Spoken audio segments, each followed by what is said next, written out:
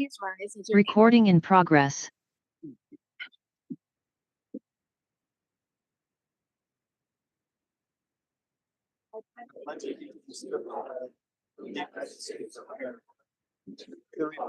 Which extends one nation, indivisible, with liberty and justice for all.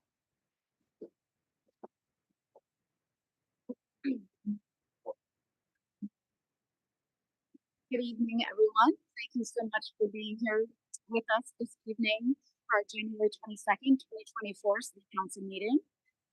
We are all here in person, but we do continue to have members of the public and members of staff. My microphone is not very loud. Members of staff joining virtually, so just know that I continue to look back and forth between my screens as needed. So also a reminder that we take breaks every 90 to 120 minutes between items. And with that, we begin every meeting with our open comment period. And this is an opportunity for anyone from the public to speak on items that we will not be taking testimony on during the public hearing later in the agenda. Each person has up to 2 minutes to speak. Is it still hard to hear them back? I can't get my mouth. Try this. No. Okay, I'll take care of it. They're all stuck on. Just one second.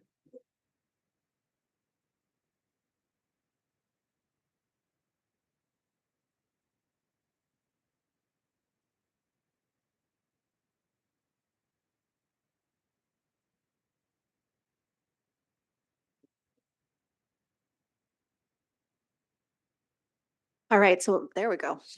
I won't lean too close to this one.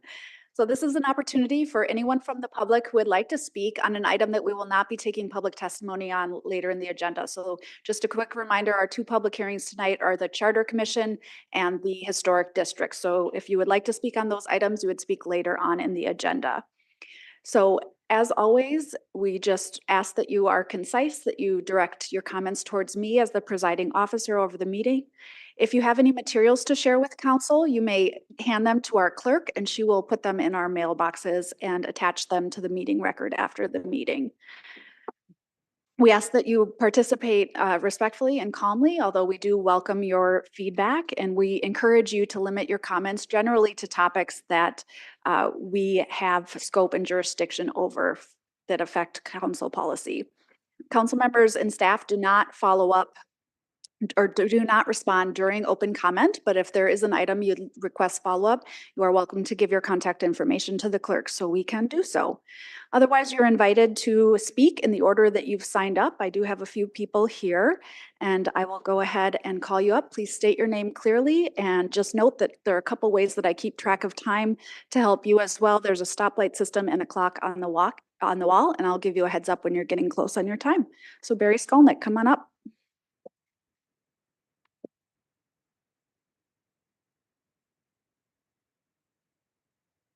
Hi, all.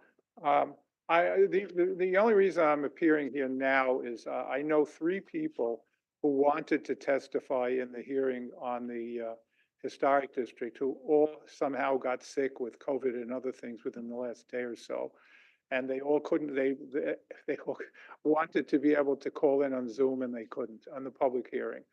I really think there's a problem with that, and about what happens when people do get sick the last minute or their kids get sick and they can't come in. I would appreciate if sooner rather than later you allow for sick people to be able to call in. That's all. I just think it's an actual problem. And again, we're deprived of these people's voices because of their sickness now, but they could have called in. Anyway, thank you. Thank you. Just a note that our rules for online or for speaking in person do identify a number of ways that you can get a hold of us without doing virtual comments. So we will move on to John Kriesel.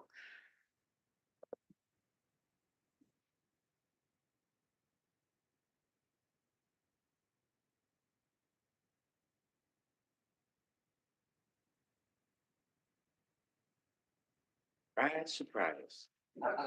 John Kriesel. Can I you set hand this it up here? to the Or should I clerk? give it to the clerk? There's no butter with that. And, something else, back in a minute. John Kriesel, Rochester, Minnesota. I also have, was that an applause for what? For the corn tower? Oh, okay, good. For the Probably not me. postcards. What's that? Postcards. So I've got 200 postcards here. And I would like, anyone that would like to have a postcard, please have a postcard. I don't know how these get distributed. They should probably get distributed here. You can just hand them to the clerk. Okay. Yep. Does anybody have one that wants one? Anybody in the room? Yes. Absolutely. Okay, all right. All right, Mr. Kiesel, you have just over a minute left. You Have a just minute over a left? minute, yes. I'd like to thank the elected president of the council, the elected members of the council, and the mayor of the city, who this community regards you as a conscience of the conscience of this city. You have all served very, very well and understood the importance of what has turned into now being our poster child, the corn tower. The corn tower now everybody regards as a landmark, thanks to all of you. A landmark forever, and forever is a long time. So that said, here again, I'm going to say it's a poster child. I would request that the model of the water tower is properly placed in City Hall as an indication of what the city holds dear. This corn tower now seems to be, here again, the poster child of this community. And I thank you all very much for those that were participants in seeing this became a reality. If anybody needs more than the postcards that are here, by the way, in this last probably 3 years, I have given out free to anybody that steps in my store, probably 3,000 of these cards in an effort to promote this endeavor. Wonderful, thank you. And the stamps. And stamps, yeah, I gave them envelope or Good. postcards with stamps. All Thank right. you. Thank you, Mr. Kriesel. And is it Judy Powers or That's correct. come on up? Welcome. So you have 2 minutes and please state your name for the record. It's Judy Powers and I live in Rochester. Never been to one of these, so a little intimidated, but I wanted my voice to be heard. There's a lot going on, as you all know, within and around Mayo Clinic. It's been here 150 years. I think that we need to remind ourselves that not only Mayo was here, but also the city, like the mayor states, that the city was here. And the city means buildings, and it means different things, parks, trails, different things that you need to consider when you are looking at trying to make the best decision to move forward. Mayo is a very, they're very fast. They're all over. But we need to, I feel, center ourselves in that we live here. This is our town as well as Mayo's town. We share it. So I do believe in the $5 billion additions and the changes. However, we also need to then move those to the same side of the other side of the coin and say, now, that's that. Now, what do we need to do to keep the history of this city surviving? I haven't lived here my whole life, but I know that every time I drive somewhere, something else is torn down. And Ms. it's, Powers, your time is up, unfortunately. One final sentence. do your best to remember that the city of Rochester is not the city of Mayo. Thank you. All right, that is all I had on my list. Was there anyone else who would like to speak? All right, with that, we will close open comment and officially call the meeting to order. Clerk Geisler, would you please call the roll? Councilmember Keen, Here. Councilmember Bransford, Here. Councilmember Wall, Here. Councilmember Kirkpatrick, Here. Councilmember Palmer, Here. Councilmember Dennis, Here. Council President Carlson, Here. Mayor Norton. Present. All right, thank you. I will turn it over to our city administrator, Allison Zelms, for her report. Go ahead. Thank you, Council President, council members, mayor, members of the public. We have lots of folks here tonight. So just always start this off by thanking our teammates for acting in accordance with our customer service principles of respect, integrity, safety, and excellence. So appreciate all they do, whether they're out in the field or in the office. I know that they think of these things when they're delivering service to the community. Speaking of services, last Friday, the early voting absentee started with our partners over at Olmsted County for the presidential primary. So there's a lot of information here, but basically if you want to check out whether you've applied for an absentee ballot and what your status is, you can go to mnvotes.sos.mn.gov and find that voting information. If you would like to turn your ballot in, you can do so at the Campus Drive location for Olmsted County. And if you have questions, you can go to the Olmsted County website and look for their elections and voting information or give them a call at 507-328-7650. So just wanted to make sure people were aware. It seems like we just got out of election and here we go into presidential primary. Also did want to point out a couple things. Other things are changing in the city. The Public Utilities Commission, you can find out more details about this at mn.gov/PUC. But they're adding a new area code for our area. So that's going to mean if you've been used to just dialing 7 digits, you should start practicing dialing the 507. Because starting in August, at the end of August, people will start being assigned the 924 area code. So our growth has landed us with another area code. Starting July 30th, they're going to make you practice because they're not going to let your calls go through with just the 7 digits. Also, our friends at the Rochester Public Library still have tickets available at rplmn.org/WIT. The foundation is holding their annual fundraiser at the library on January 27th at 6:30 p.m. So check that out if you're so inclined. We do have a free family days coming up at our partners at the Rochester Art Center. So January 28th, February 25th, March 24th, April 28th, they will have some free family days over at the Art Center from 11 a.m. to 4 p.m. So check that out if you're interested, right across the street from the government center. And then finally, another opportunity at Rochester Public Library on January 29th from 6 to 7. They will have a Starry Winter Sky preview at the auditorium. So you can learn more by going to the Rochester Public Library website or contacting Katie Sundstrom over at the library. And that's all I have today. Thank you. Mayor Norton.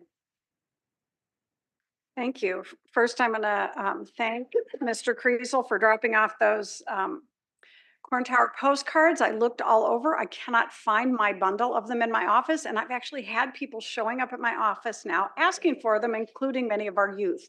So I appreciate having those, and I will make sure they get to the youth council. And I know some of our members on the board here wanted one too, so I'll make sure we get those out. Appreciate that. Also, I had my State of the City this past week. Really appreciated our council president, the school board president, and our county commissioner chair, all bringing words as well. I think besides many projects that I'm working on through the mayor's office, the big takeaway I want folks to know is that we're very excited that Rochester is a thriving, growing, and innovative community. The recent announcement of 5 billion with a B, not an M, growth in this community is going to affect our community, and they've spent years planning, and we too need to spend years planning in our city about what we want our future to look like. So we will be engaging in a community engagement process that will be for this next year or so, hoping it won't take too much longer than that. But be watching in the next 6 months or so for opportunities to really give us some feedback as a city about what you want the future of Rochester to look like. And with that does honor the past as well. I have kind of in the same vein that our administrator Zelms was talking, a few announcements of things happening in the community, but the mayor's office gets lots of calls to do things in the community, one of which is I Love to Read Month, which is coming up. And in February, and that's been designated in the city as I Love to Read Month. So I think I now have 4 schools I'll be reading at. If any of the council members want to read, they can let me know, because as we've got a lot more than 4 schools, and if the calls keep coming in, they love to have folks from the community read. So it's a great project. Also, the Southeast Minnesota League of Municipalities is holding their annual meeting. So just kind of a heads up to the council and anyone else who's interested.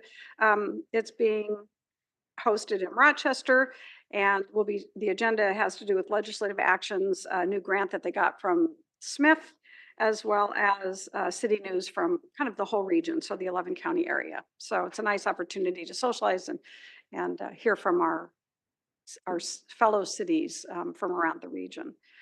We still have board and commission openings, just a few: fire, civil service, heritage preservation, and police policy oversight. I've done a few interviews. We'll do just a few more this coming week. If you're interested, it's not too late, so feel free to put your name in. I did just get back from the U.S. Conference of Mayors and the Mayor's Innovation Project, which are together. As always, I bring back information.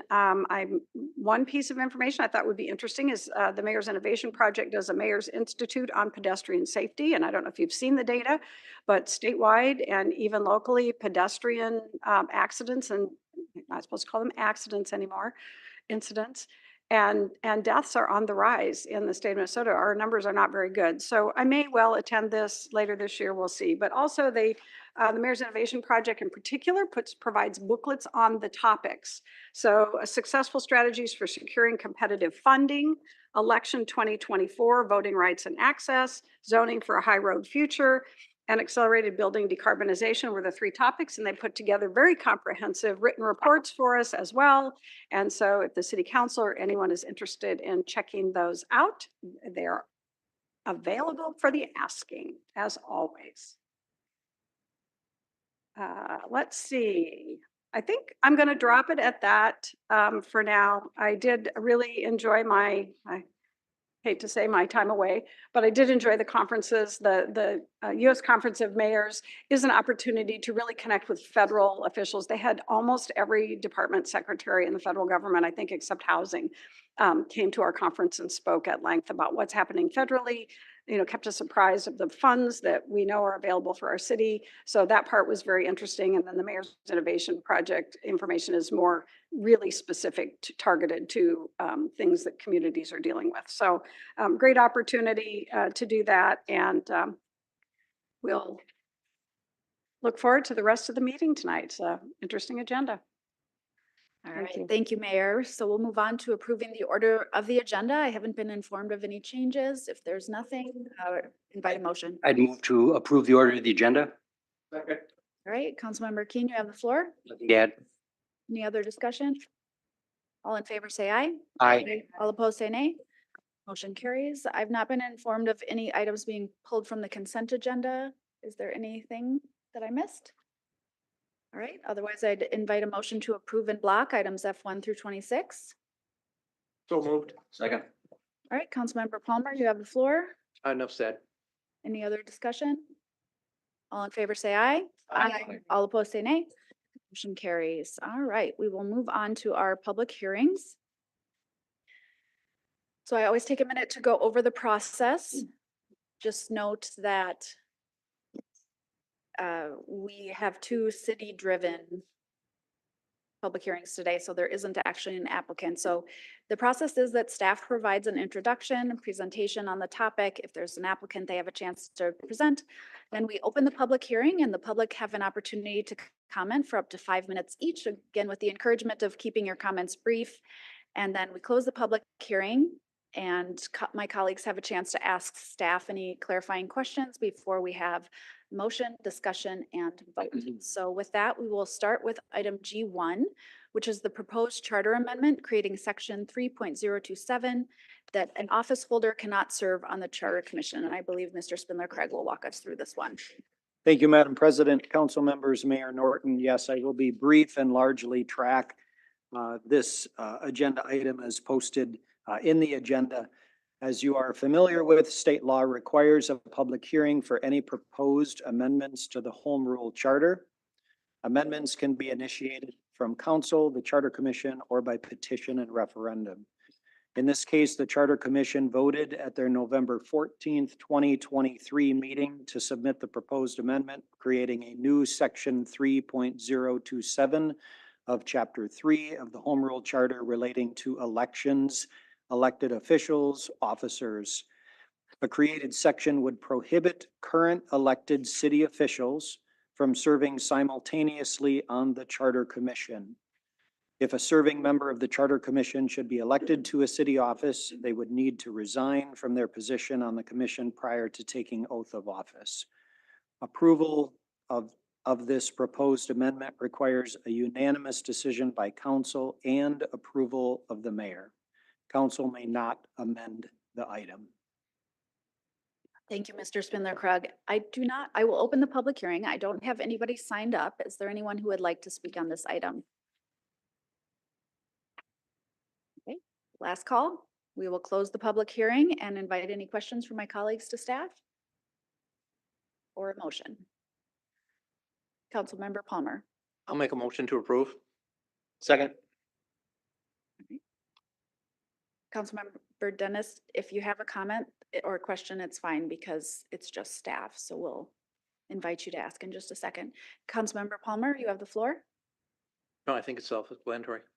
Any other discussion? All right, Councilmember Dennis, go ahead. All right, I just want to say I'm a big favor of this. And I also think we should add to this in the future with the council. I've pulled up the ethics form that everyone who runs for office discloses, conflict of interest. And I think there is a room in our city to make sure that we take a real close look at what kind of partnerships and connections people have. Because when I've talked to some of the members of the Charter Commission about this particular motion here, I've said, yes, I think it needs to go above and beyond, though. We have to look at like spouses. We have even, situations here, I believe in the city, who spouses are connected to entities that the city council votes for. There is, looking at our who serves on the city council, what kind of employment and connections people have. So I think the issue of conflict of interest is an incredibly serious and important topic that we need to take into account, not just with the Charter Commission, but as a city council and all elected officials in the future. So I just want to say I'm a huge supporter of this, and I hope that it moves people to look closely at even further how and the connections that people on the city council have. Thank you. Councilmember Bransford. So I'm going to ask the city attorney to talk a little bit about what conflict of interest actually means, so that given what we've just heard, people might wonder, well, what does that mean? Does an employer mean you have a conflict of interest? Which is not technically germane to this particular item, but because it was brought up, Mr. Spindler-Craig, go ahead with the response. Thank you, council members, council president, Mayor Norton. Yes, I would keep my response quite narrow to not distract from what's before you. I understand why council member Bransford raises the question, because the suggestion or implication is that other things are going on. We have an ethics code. We have a variety of other ethics related processes in the city that we follow closely. We have an ethical practices board that monitors the same and will continue to do that important work. This was a fairly narrow matter coming from the Charter Commission that just recognized that while frankly, historically, there has not necessarily been any specific conflict between the council and charter commission. It's just recognized that it could become an uncomfortable thing in the future, and they wanted to be proactive about it. All right. Let's go ahead and vote. Unless Mayor Norton, did you have a comment? I just wanted to say I am in support of this because I do not have a vote here, but I want to assure the council that I am supportive of this. I've sat through a couple of the Charter Commission meetings where they've discussed this, and also thought it might be worth pointing out that this is one of the very few commissions, there are a couple that don't come through my office. This is actually handled by the courts and a judge who appoints people that serve on that commission. Thank you. I think it's pretty clear, and just a reminder that we need unanimous vote in order to make this change. So with that, all in favor say aye. Aye. All opposed say nay. Motion carries. Council President, could I just also put on the record that Mayor Norton is in support of the motion as well? And if she Oh, could sure. confirm Thank on the you. record. Yes, excuse me, it does require the mayor's support as well, correct? Yes, Okay. thank you. Thank you. All right, so we will move on to the item that I know many of you are here for, related to the Downtown Commercial Historic District landmark designation. And we have Ms. Irene Woodward and Molly Patterson Lundgren here to present the item. Go ahead and get set up, and we are ready when you are.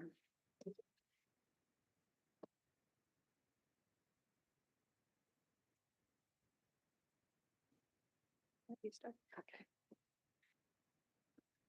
Mayor Norton, President Carlson, and members of the council.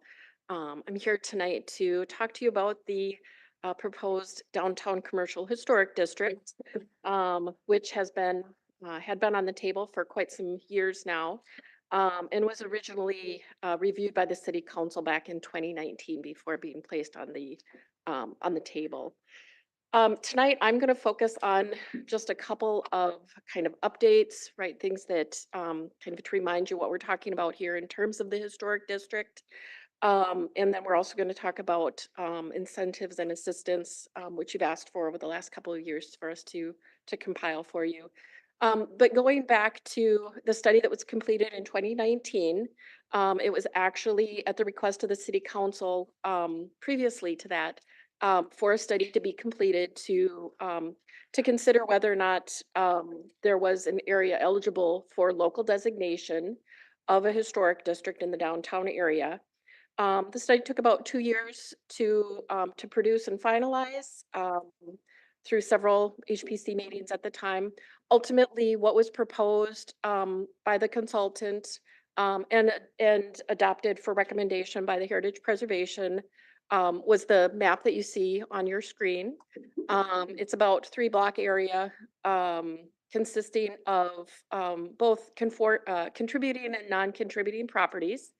And the district meets 2 of our criteria. The first one is its association with the development of heritage or cultural characteristics of the city, state, or national level. And this is really about the fact that this is the core of where the community developed over time, commercial, as well as civic, and a mix of uses, including residential. And then also because of its prominent place within the community, right? This is where the community has continued to go as part of both commercial activity as well as gathering together for civic purposes as well.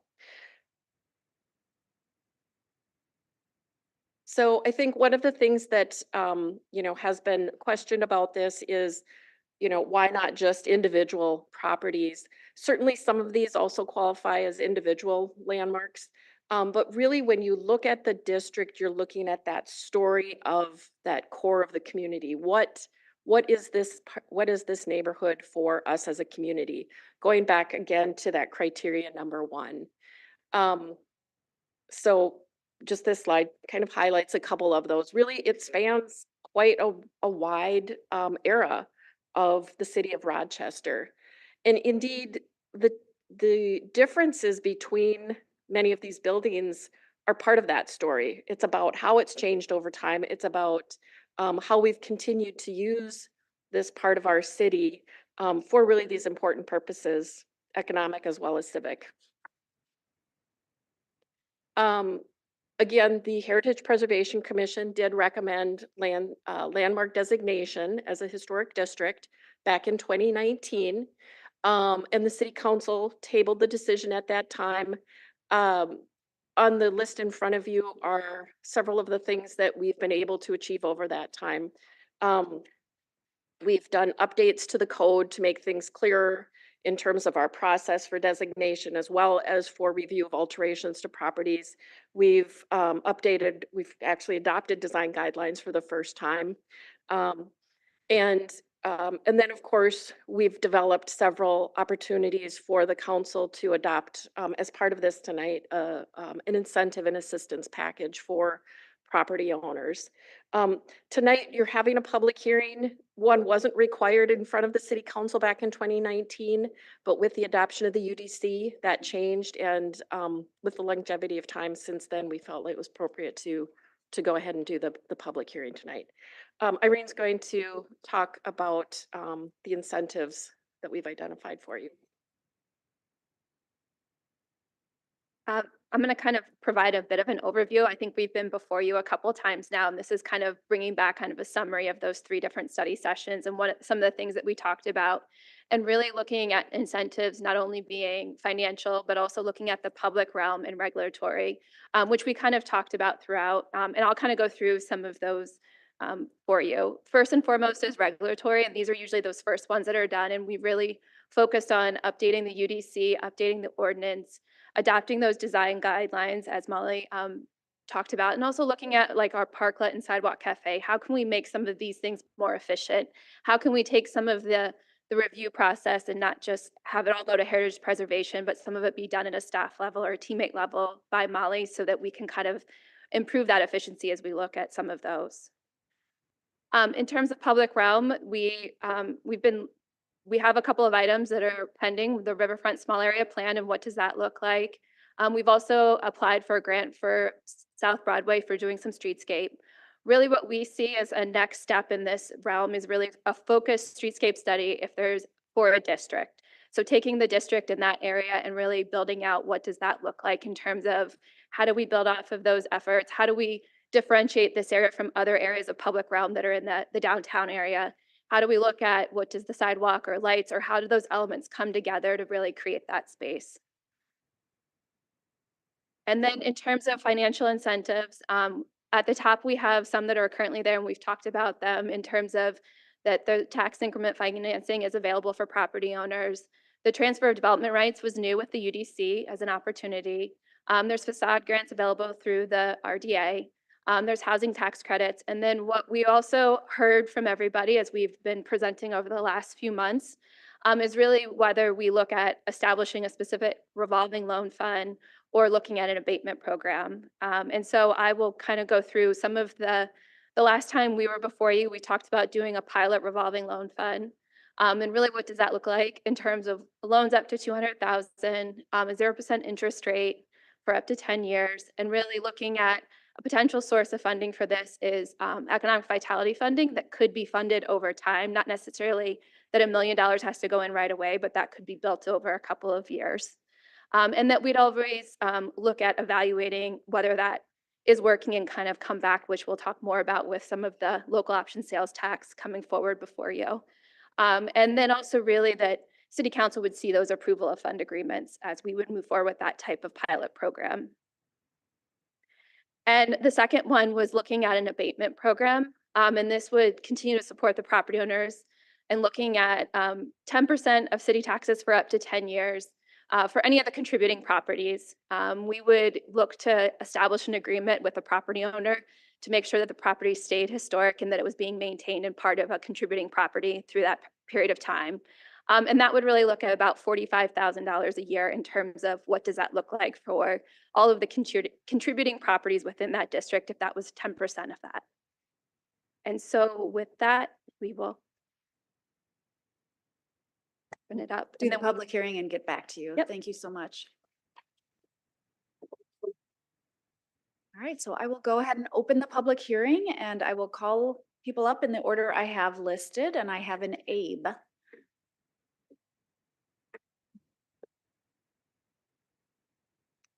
Can somebody come up and help with the microphone? Let me guess, Abe, Phoenix, and Luna? Wonderful.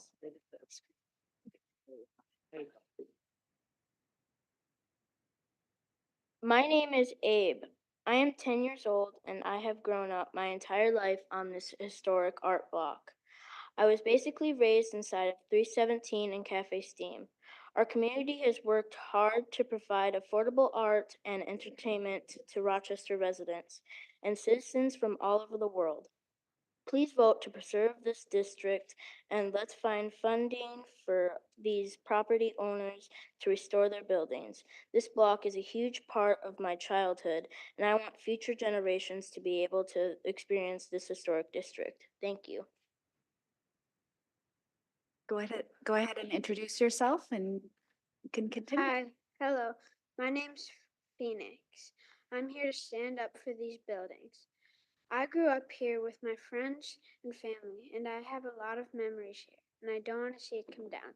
And when I grow up, I want to come across it and remember all the times we spent there as kids.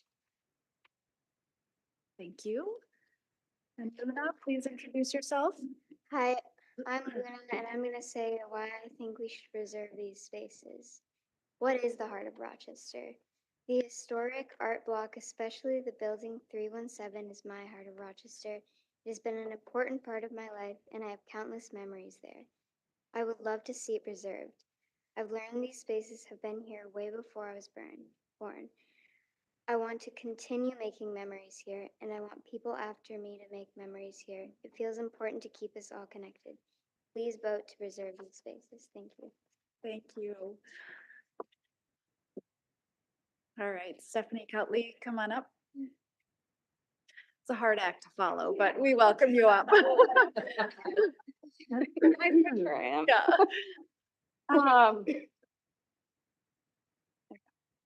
am.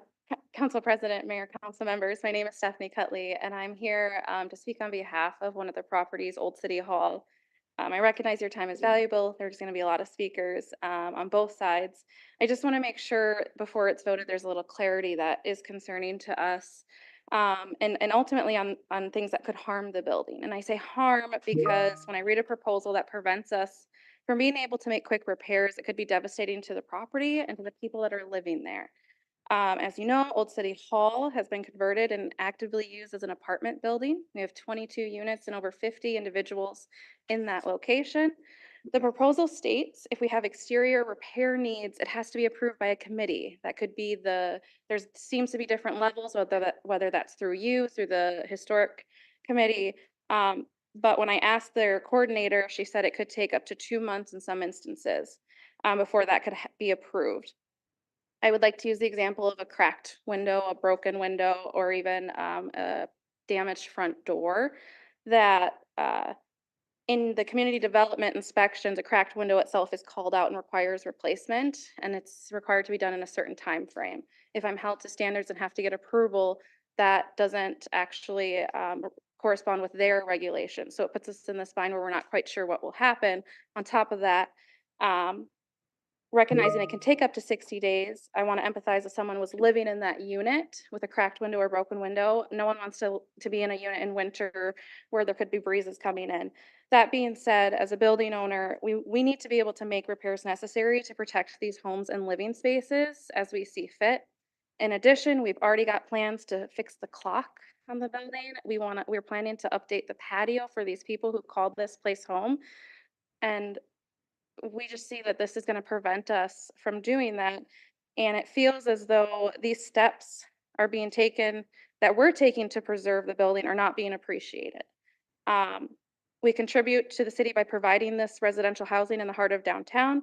It's constantly discussed that there's challenges with housing, and we're just concerned that providing, these sort of limitations, it adds a level of risk to these people who call it home. So we're just asking that you take that into consideration with the current proposal, that it has a few flaws, and we need to have some clearer expectations in terms of exceptions and understandings in the event of something catastrophic to the building. So, Thank you. Thank you. All right. Lindsay Powers. Please introduce yourself and you have 5 minutes. Hello, I'm Lindsay Powers. I didn't really plan on speaking, so I don't have too much to say. But I live in one of the historic buildings, and I just want to say how much I love it, and all the buildings down there just really have great character to Rochester. And so I think there's something that should stay and be historic. So, yeah, thank you. All right, Judy Powers. Did you want to speak again, Ms. Powers? You don't have to. Okay. Gil Strand.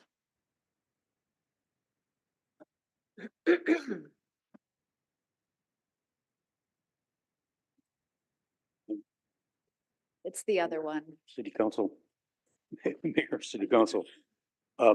Thank you for this opportunity to express my opinion. I've lived in my name is Gil Strand, I'm sorry. And I've lived here since 1965. I learned soon after arriving that Rochester started a stone's throw from here across the river with a head log cabin. And then the downtown developed and started to thrive in southeast Minnesota. A lot of the buildings that are subject of our conversation this evening were built way before the cyclone tornado that eventually led to Mayo's development. I'd just like to say that when I moved here, the population was about 50,000 people, and the downtown was the focus point of the community. That evolved into Apache Mall, and then little strip malls developed. Amazon came along, Sam's Club, Costco. Our city's changed. I feel the character of our community exists in architecture downtown.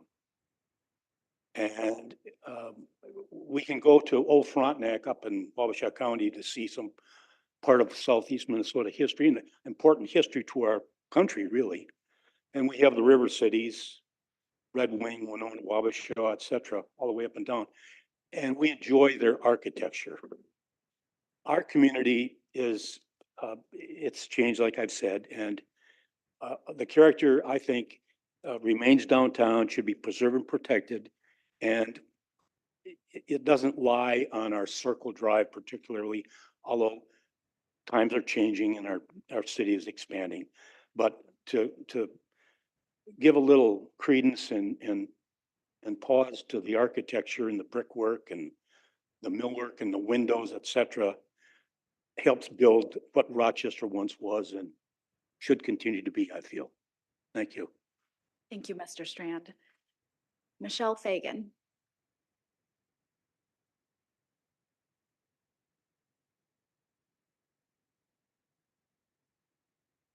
Introduce yourself and you have 5 minutes. Sure. I'm Michelle Fagan. I own the property at 324 South Broadway, but tonight I'm going to be speaking on behalf of Michael and Gillian, Duncan Belknap, who live at 326 and 328 South Broadway. They've just sent me a letter that they'd like for me to share. Thank you so much for your time. I really appreciate your attention tonight.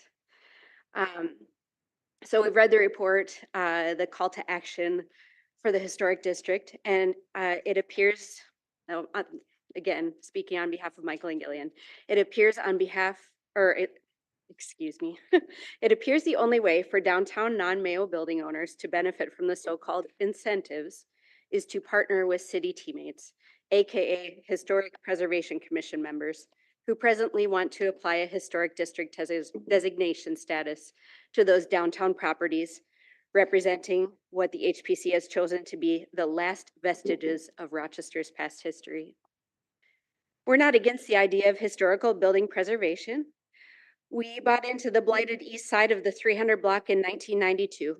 For over 30 years, we've exemplified how private individuals who, without initial TIF funding, grants, or financial help from the city, we bought, saved, renovated, and successfully maintained a mixed-use residential and commercial 1870s building, which is located at 326, 328 Broadway South. What's troubling is that the city teammates have the belief that they're protecting Rochester's heritage, when in fact they're suggesting that its property owners will have to go through the HPC if they want to alter or demolish or do anything with their properties. It doesn't sound like the teammates are trying to, or doesn't this sound like the teammates are trying to usurp the property owner's rights to determine what they, the property owners, do or don't do with their properties? In regards, Gillian Duncan and R. Michael Belknap. Thank you. Thank you, Ms. Fagan. And Sean Fagan.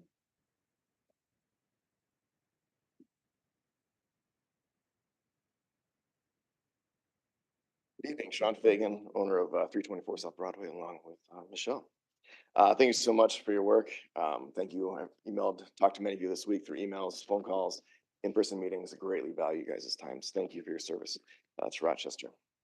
Hope you received the petition from downtown property owners that unfortunately this time around I drew the short straw and had to gather as the person for the downtown historic district. We added 2 more names to the list after I emailed it to you, bringing it to a total of 28 different properties represented within this district, amounting to 88% of property owners who are asking that you vote no tonight for the historic district. I wanted to open up with a great article from November 21, 2022 from the Med City Beat titled, "Can Rochester Bounce Back?" That was exploring what life for businesses downtown looked like following the pandemic. Large numbers of Mayo employees, of course, working remotely from home, and it changed what was our downtown's normal. It says, most importantly, though, it raises the question, in an age when people no longer have to come downtown, what can a community do to create a place where people want to visit? Relying on people, this is a direct quote here, relying on people who had to come downtown because they are being paid to come downtown for work is not a sustainable model, especially in this new world we are in, said Patrick Sieb of DMC. So we have to make downtown that is attractive and appealing, that people will make a point of getting in their car and coming into our downtown. I think Mr. Sieb nails it. We need to do something incredible downtown. We need incredible experiences. We need incredible reasons why people should come to our downtown. I think it could be done with new buildings. I think it could be done with old buildings. Once again, tonight we gather to talk about the historic district with over 88% of property owners in the proposed district against the designation, asking that you vote no tonight. There's nothing in this proposition, in this proposal for us to champion. As it's proposed, there is no value in it for us property owners. The us is in large part the people in our community that have invested our heart, soul, blood, sweat, passion, and of course, a great deal of money into these properties. Properties that some of which, mine included, sat for years for sale with no buyers. But at 28 years old, my wife and I had a vision for 324 South Broadway to house our photography studio. We took the risk. We took the risk. We took on the loans. We took the fulfilling of our dream. So how can we move the needle, though, from staunchly against this district to being maybe a little bit more excited about it? Civic leadership and those from our community that have spoken in front of you a month ago when it was brought up, talk about how vital this downtown district is. If so vital, don't you think it's time, past time likely, for a vital vision, vital resources, vital funding? The incentives that have currently been presented amount to peanuts. A 10% tax abatement will come to about $500 for my building. What am I going to do with that? A year for it. But I guess with property taxes going double digits, jumps every single time we get my property tax letter, only 14% this year, I guess that number too will grow. A loan isn't an incentive. A grant, however it is. Again, I want to look at moving this needle. So while saving old buildings isn't part of Rochester's MO, remodeling Peace Plaza certainly does seem to be part of our MO. And in my 20 years in Rochester, millions of dollars has been invested twice to remodel it. That to me is a sign of something that's vital, that's important to the city that receives funding, resources, vision. In the 17 years that we've had our building, the only time I saw the city show up with funding is when our sidewalks were remodeled a year or two ago. That's it. In all those years, our downtown looks past. Everyone that wants to save the buildings leans into what these buildings were. We cannot do that as small business owners, as entrepreneurs. We have to look forward. What can they become? Let's build an experience downtown That's second and none. That's perhaps slowed down the traffic on Broadway naturally by reducing the lanes to one lane each direction with diagonal parking right in front of the commercial historic district. Let's bring the BRT bus stop back to Broadway, giving the option to thousands of riders a day to stop in our downtown commercial core to explore, shop, eat. Let's reduce the burden of cost of parking downtown for the tenants of these buildings. Sometimes that's pushing people to Circle Drive. Let's make our downtown way more of a walkable experience than it currently is. Let's build a vision for what we want downtown, a vibrant, exciting, and economically rewarding downtown where people are yearning to open up businesses, dying to open up businesses, and then invest our resources into that, a walkable downtown full of sensory experiences. They've done with new buildings, we've done with old buildings. If the old buildings are vital to your vision, let's see our community, our city leadership show up and make it happen through proper incentives to help keep these buildings up, attract business, attract people downtown. As it currently stands with no value, with no vision, with no incentive, Thank you, I Mr. ask that you Fagan. vote no on the proposed district tonight. Thank you so much. All right. Mark Hubley. Honorable Mayor, distinguished council members, I'm Mark Hubley. I'm on the Heritage Preservation Commission, but I'm speaking to you with my own opinions tonight. I do not represent the commission's point of view, but I will try to give you a little bit of reflection as to what I think we're trying to accomplish. One thing I wanted to address first is passing the landmark designation, of course, doesn't mean that you can't fix the cracked window without getting a 60-day approval. I hope Molly Patterson-Lundgren can address that on the rebuttal, that passing the landmark protection of these buildings will just simply make an extra review necessary if the owner of the property wants to substantially change it or demolish it. And that's what the public needs to be aware of. Now, as a member of the Heritage Preservation Commission, the scene that or the thing that comes to me about protecting these buildings is making this an inviting downtown. And all business owners want it to be an inviting downtown. As I drive around in my day job into the beautiful cities around here, I'm always impressed at how inviting some of the downtowns are in Winona, Owatonna, La Crosse, Wausau, Madison. They're gorgeous old buildings, and it's just absolutely inviting. My wife will commonly say, let's go to that coffee shop, simply because the aesthetic of it is so gorgeous. We end up becoming shoppers in that town. Let me just point out one case in point. Minneapolis, their Nicollet Mall is very modern. They've rebuilt that mall 3 or 4 times in my lifetime, and it's never been considered a working economic model. It's always been considered to be a failure financially. So where in Minneapolis did everybody gravitate to in a pedestrian environment? The Warehouse District and St. Anthony and the historic Stone Arch Bridge. Why? I don't know why, but it might be because we're drawn to this beautiful ancient architecture. Now, if you lose that, you may never be able to fix what you lost. So passing the landmark status here gives us a starting point, and then I will echo Mr. Fagan's comments that the downtown needs more incentive, more reason to get behind this protection. Think of Colorado. Almost every small town in Colorado you go to, if they build a new building, they build it to match the old buildings. And then the next thing you know, they've got a downtown that's thriving, walkable, inviting, exciting, a memorable experience. Boulder, Colorado, Idaho Springs, Breckenridge. You could just name Telluride. You could just name almost anything. Central City. You all, if you've been to Colorado, you know that those cities have so much energy in them, and the people love those environments. There's another city in Colorado that's a good example of what you can do wrong.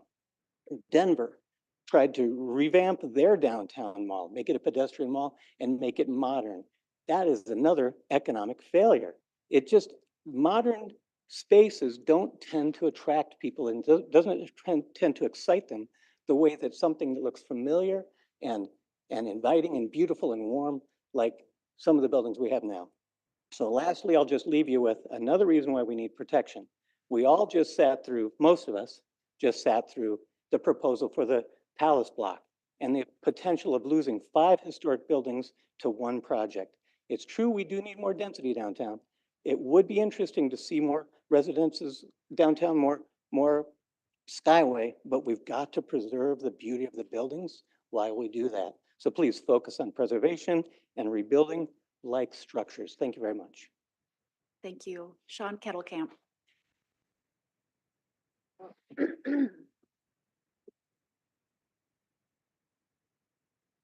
Please introduce yourself. You have 5 minutes. I didn't think I was that high up on the list.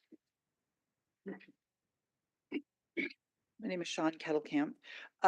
Thomas Jefferson once said that a morsel of genuine history is a thing so rare as to be always valuable. We citizens, your constituency, have made repeated pleas to have an extremely small segment, a morsel of Rochester, to be set aside as an historic district reflecting our very beginnings here. I've said before in front of this august body that people visiting Rochester, whether at the History Center of Olmsted County or touring Maywood, have asked, and if they didn't ask me personally, people would say for them to ask me, because I know a little bit about downtown. Where is the original downtown? Where is the, downtown of the city? And it takes a little bit to kind of get them to understand where it is exactly. But heroic efforts were made to put our remaining train depot, the Chicago Great Western, back on its original spot. Much of the original business district buildings are still in place and very close by to that, but they're threatened. But I feel a lack of courage to stand up and do the right thing. Generations to come will remember you all for being wise and strong enough to stem the tide of greed that's about to ruin everything. There is a special thing in historic preservation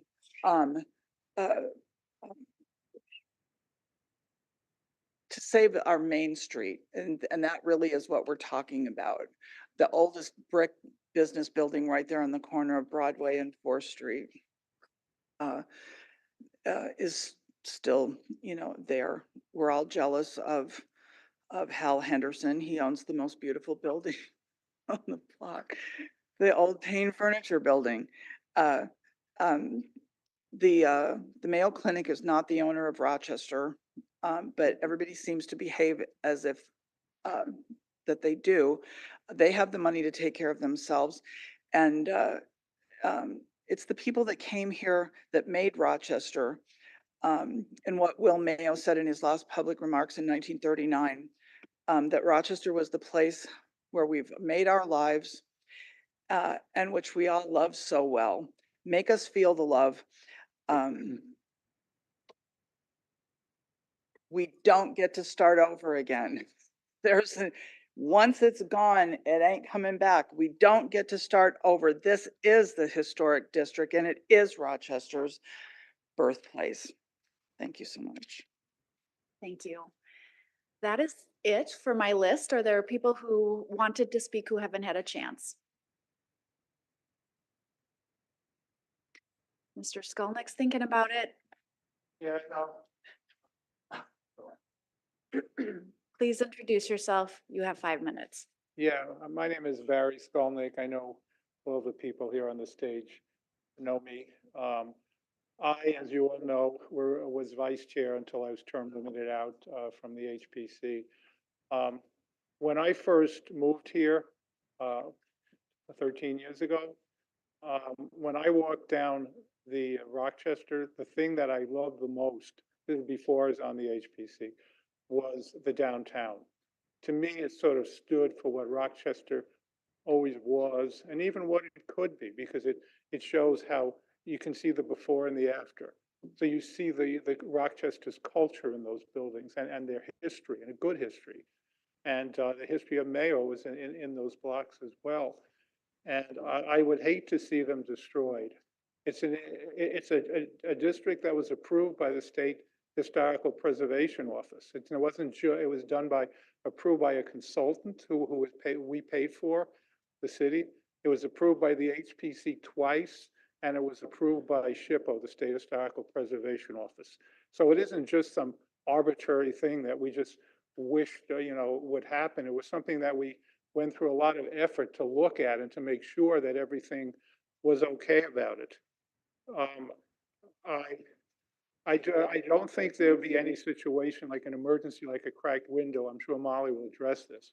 Anything that's an emergency, if there's anything that doesn't allow for that, well, that should be changed immediately because that shouldn't be that way. But as far as the district as a whole, I think it's a piece of culture, as people say, once it's gone, it's gone. And I do agree though, that when it comes to incentives, we have been asking for not loans, but grants. We were hoping for DMC grants. There was a footnote which wasn't mentioned tonight by Irene, but there was a footnote in the last study session where it said that the loan fund could be turned into grants with the permission of DMC. So I'm hoping that we can pursue that and as a condition of approval, if you approve it. I share the property owner's view. We have to be able to fund the maintenance of these old buildings. They are expensive a little bit to maintain, and we have to reward the property owners for maintaining them. And I think a lot of them have done an absolutely superb job, but we have to give them funds to maintain their buildings. So I would like any motion of approval to include what I was calling a contingency to specifically allow and ask DMC to sort of come up with a proposal to do that. So I would like any approval to be conditioned on behalf of the property owners to more incentives that include grants, better incentives than what exists now, something to reward the property owners, which I firmly agree with. I want this to be a win-win for everybody. I don't want this to be something where one side wins and the other side loses.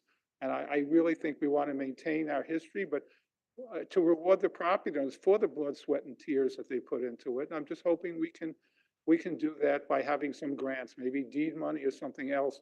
Doesn't have to come out of the city budget. And I'm just wondering if there's something we can do to maintain it so we can keep the history that people love, including the kids that you saw here, and as well as the adults and the others who love it, and to work with the property owners to develop street lighting and a better ambiance and a really wonderful experience for every visitor and resident of Rochester.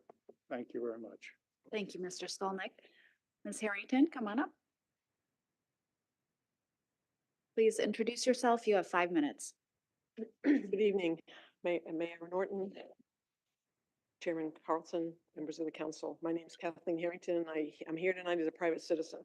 I'm not here tonight representing RDA, but I am here to say I've worked downtown at the Chamber and at RDA because of a passion to create a vital, an economically vital environment here.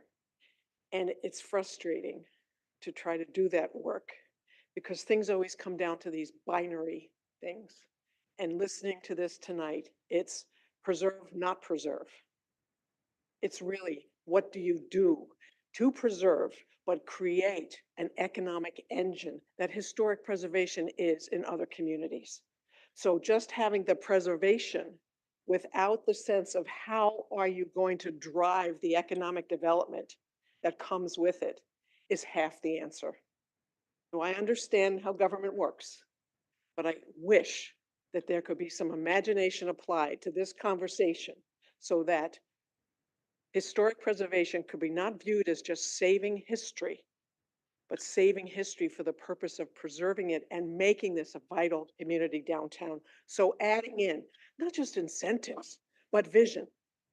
Incentives are a part of it. So I urge you to continue to think. I know this has been on the table for a long time, but how do we marry historic preservation with economic development in the future?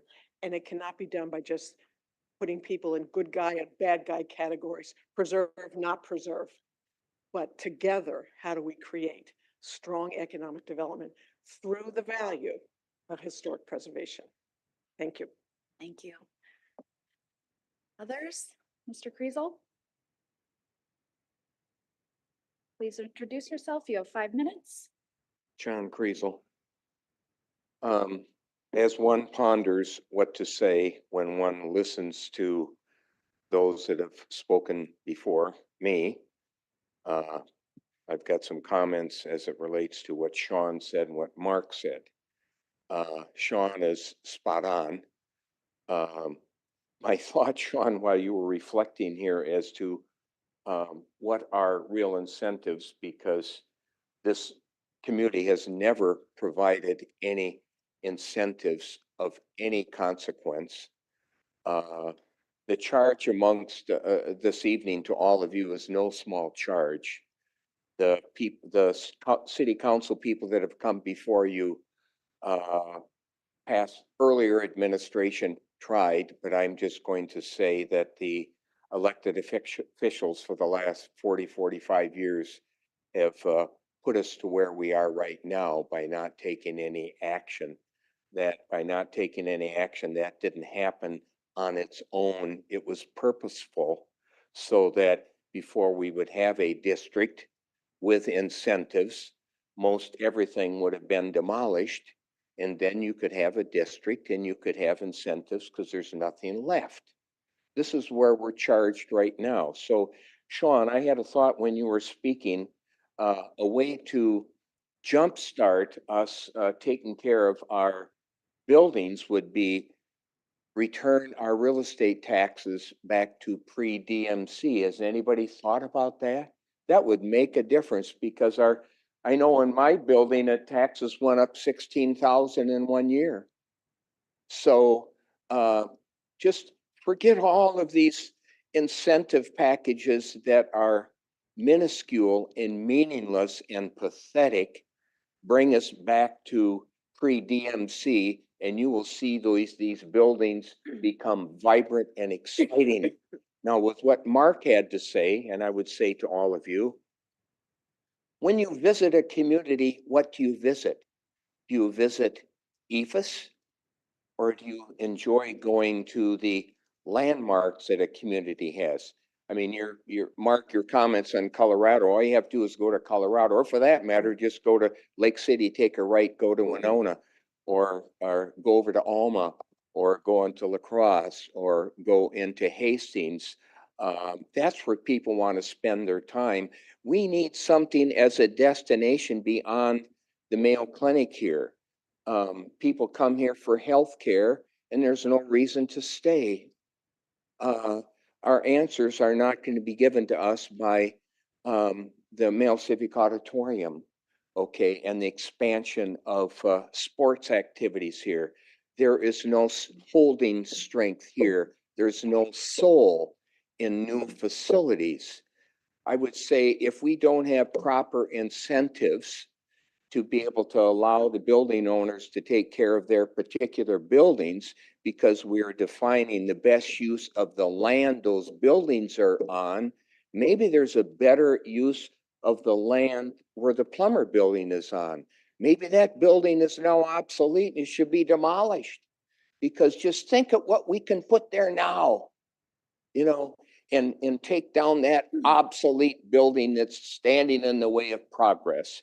So, members of the council, I want to say that I support what Barry has proposed, namely to delay a final vote this evening so as to provide the necessary time to seriously review with all property owners, along with needed partnerships with the city and DMC grants to provide serious incentives which become agreed upon before a premature vote that might take place this evening. I asked everyone here, as I said before, when you visit someplace, what do you look for? What's the strength of a community that you wander through and then all of a sudden discover something about that building which might lead to something that you discover about yourself? Thank you very much for your time and your charge that you have this evening. It certainly is no small task. Good luck. Thank you, Mr. Kriesel. Any final comments? All right, we will close the. Oh, come on up. Please introduce yourself and you have 5 minutes. Thank you so much. Thank you, council, for letting me whip in here at the end. My name is Amy Garrettson. I've been a Rochester resident for about 5 years now. I proudly live in a historic home built in 1919 in Southeast Rochester. And when searching for a a place to live beyond my home state of Iowa. We looked at Oregon, we looked at Colorado, we looked at Alaska, we looked at Minnesota. Neither my husband nor I work for Mayo Clinic. We combed through communities and trying to choose a community to come to when presented with job offers. And we eventually chose Rochester. And we were so excited because we found the perfect apartment. The perfect apartment was on South Broadway on the historic block that we're discussing tonight. And what drew us to that block, what ultimately has kept us in Rochester for 5 years, is the community that we found on that historic block. Business owners who are like myself, millennials, who have a real love of their community, and they just want to be here, raise families here, have their businesses here, and do so in a space that's on a human scale, that's warm, that's inviting. I recently went back and looked at my very first Instagram post the very first week I moved here. And I had posted from Cafe Steam, the original Cafe Steam location on South Broadway. And I had posted, of course, being quite homesick and being new to the area, I had posted, thanks to Cafe Steam, I'm finding a real community here. And it meant so much to me. And all of my friends, all of those my own age who I'm now so happy to call friends. You know, we all met on that historic block. We all still go out to eat at Tide Pop. I was thrilled when Morrow opened across the street. I participate in the arts and I love sketching old buildings. They're visually interesting, they're comfortable. Again, they're to the human scale. This block is definitely a reason why I've chosen to stay here in Rochester. And I do admit to previous speakers talking about Winona, other communities with fantastic historic building stock, I do get jealous of their downtowns. I walk around, I thought, oh gosh, look at all these beautiful buildings, block after block after block. And so I'm heartened that this many people came out tonight to speak on this topic, and it is an important topic. So I guess that's my human story. Sorry, I was a bit nervous. It's my first time speaking in front of this particular council. So thank you for your time today. Thank you. All right, anyone else? We will close the public comment. Thank you, everybody, for speaking tonight. I know it takes some courage to step up here, especially for the first-time speakers. Are there questions for staff from my colleagues? Councilmember Keen. Just to clarify, did the staff want to make any comments just in terms of the open comment or the public hearing? Sure, yep. Thank you. Yeah, I think, you know, one of the issues came up is what requires I'll just loosely refer to it as a design review. So alterations to properties that are landmark or within the district, oftentimes require a review. But typical, you know, maintenance repairs do not. That's actually that's now in the UDC. It's also in the design guidelines.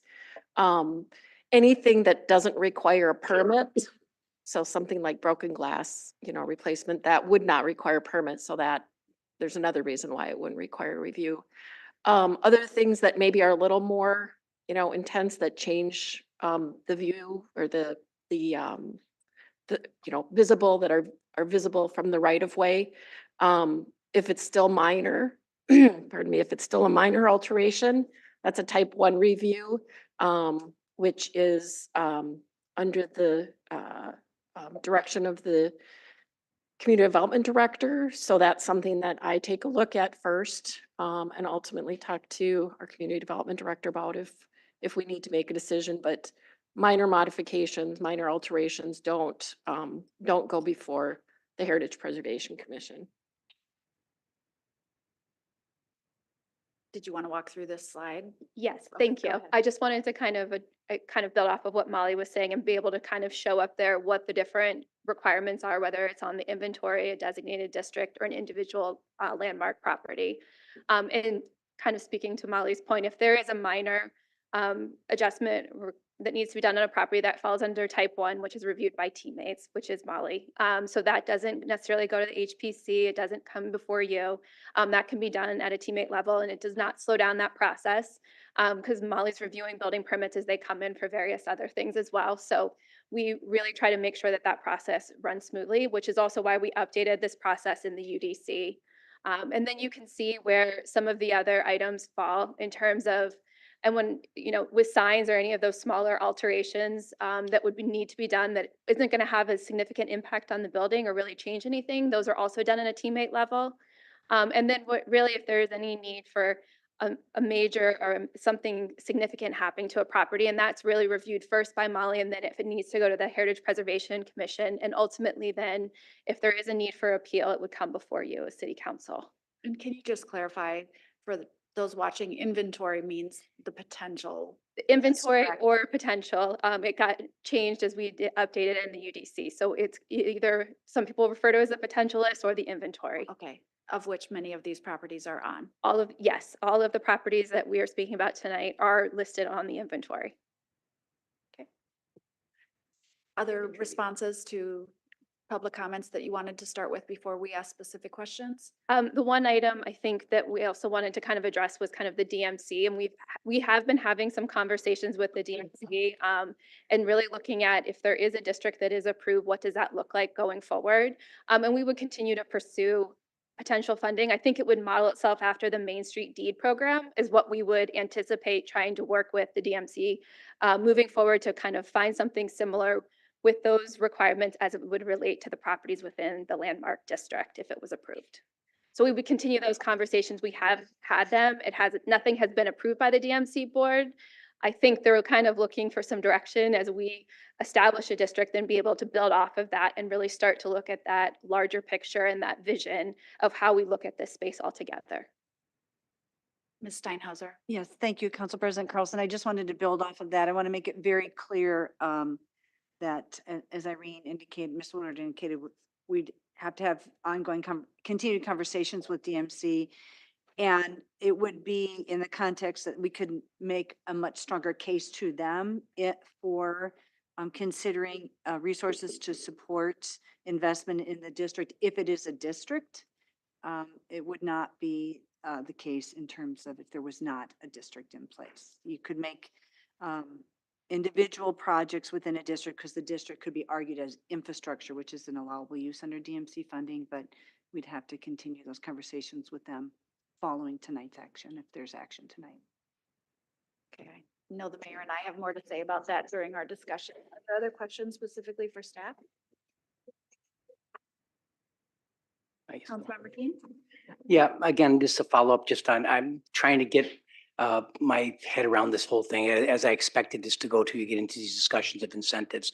We've had that over the last 7 months. I think the staff came back in November with some different things.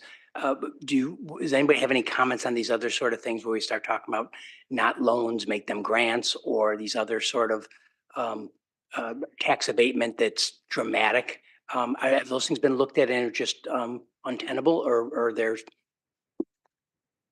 I think we tried to provide some options before the council in terms of here's some opportunities in terms of incentives. I think these are ones that council can consider. If there's something else that council would prefer to offer as an incentive, that is clearly an option. We were trying to weigh the various priorities of council and some of the feedback we heard.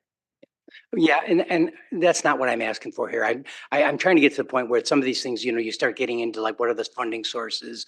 And are we going to do this through the levy taxes or other property taxes? And I don't think this public hearing is set up to address those kinds of things. The same thing when we start talking about what we really need is real economic perspectives. I just don't think we're set up to bring those to bear on a discussion like that tonight. But I'm trying to see if there's some reason There that, is one specific thing. For instance, I asked Administrator Zelms if the proposal to do the revolving loan through the Economic Vitality Fund could be a grant program through the Economic Vitality Fund, and she had a pretty specific answer, so I'll let her respond. Thank If you, you're okay with that. Council President. I think that because of the funding source, and these are things that you need to think of generally, so even tax abatement has a significant amount of statute surrounding it, about findings that you need to have in order to have the amount be commensurate with what the community value is that you see in that. There are limitations on the amount of time. And also, I think we would, for individual private properties, having a grant for improvement to the private property could be a challenge. So I Yeah. think it's just something that you would want to consider. Um, Making sure that the source is as defensible as possible relative to the potential use. thank you. Just to clarify, my question to staff wasn't so much to find these new things, but I think these have been looked into and they're just not feasible in the environment we're dealing with right now. That's what I've come to believe. And I don't think tonight's public hearing is a good place to say, yeah, let's step back and see what else we can do with downtown. I just think that takes us off the Can you get business a at hand. motion on the table before you start saying more about your perspectives? Okay, I'll, Or Are we discussing yeah, okay. are there further questions before? questions? Sure, go ahead, Mr. Palmer. One of the proposals out there was, and this is for, Public Works, is on Broadway, narrow it down to one lane in both directions. And my understanding is from a traffic study, you need 2 lanes up and 2 lanes down. Am I right on that? We would have to look at a traffic study to evaluate that. It definitely, when you look at the current average daily traffic, it's not within the threshold of only having 1 lane in each direction. It's not to say we couldn't look at it, but when we typically look at those numbers, this corridor would require 4 lanes. Would that be a significant traffic delay if we did 1 lane each direction? Would we lose funding? What would happen if we brought parking back to Broadway? We would need to study that and evaluate it because we also have another project going on that's talking about vacating another north-south corridor in the downtown area. So we would have to look at what the overall impact is to our transportation network. Would that require a CIA, or how would we get that study done? Well, we definitely don't have a project plan today, so we're not currently working on anything related to this corridor. Okay. So it would require a CIA. Okay, thank you. Couple other questions. Somebody mentioned using imagination. How do we get this to be fixed or make it work out? It's hard for me with 88% of the property owners not in favor of this.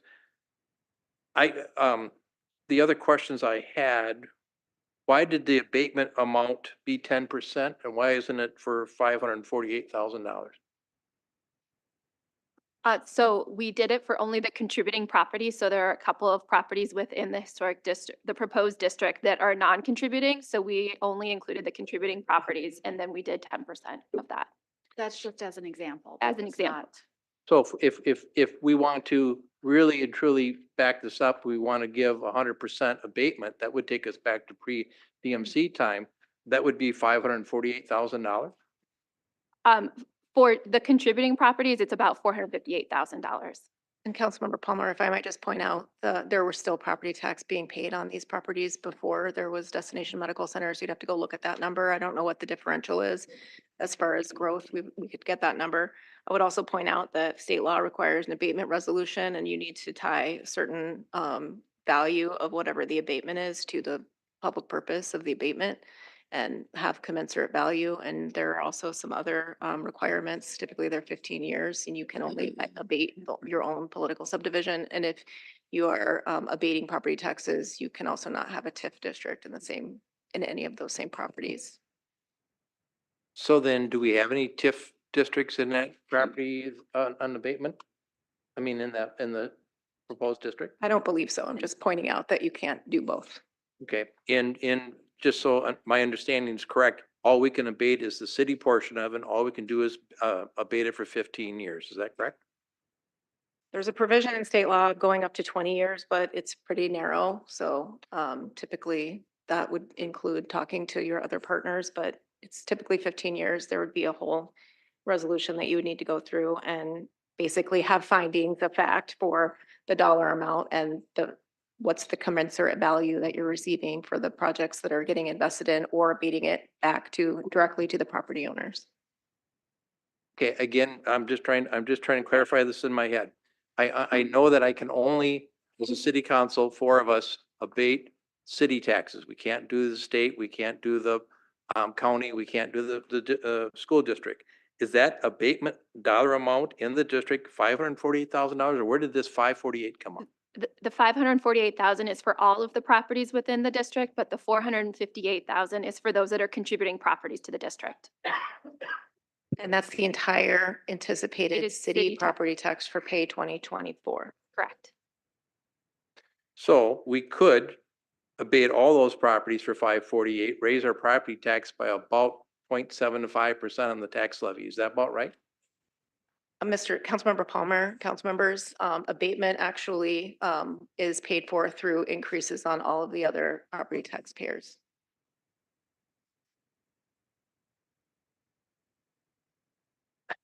And in your map of the district, you have the Rosa Parks building I don't know why that's included in there. I know that it was redone with windows put into it. It wasn't windows prior to that. I think that building was built in the late 50s.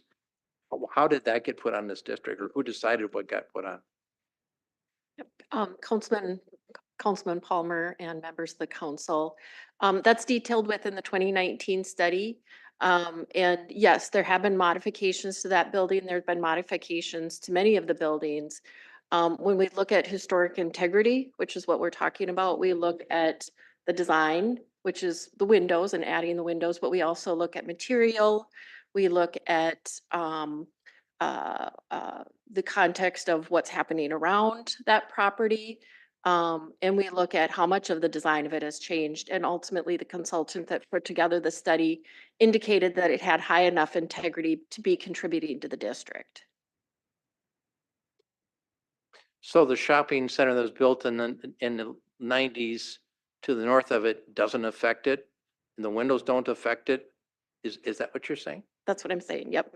It doesn't impact the historic integrity of that property to the point of it being kicked out of the proposed district. Okay.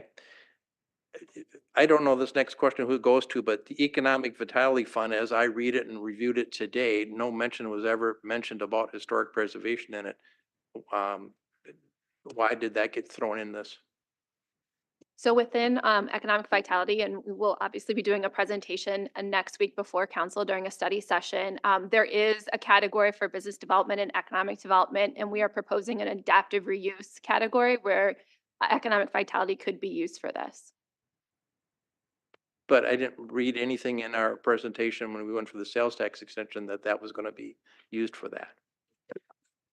Councilmember Palmer, I believe it was in the large packet that accompanied the resolution to the state when the city council authorized it going through the legislative process. There was a large packet of projects that were included of potential uses of economic vitality portion of the funds. And we talked about having most of that go towards housing, but a component of it be towards other economic vitality activities.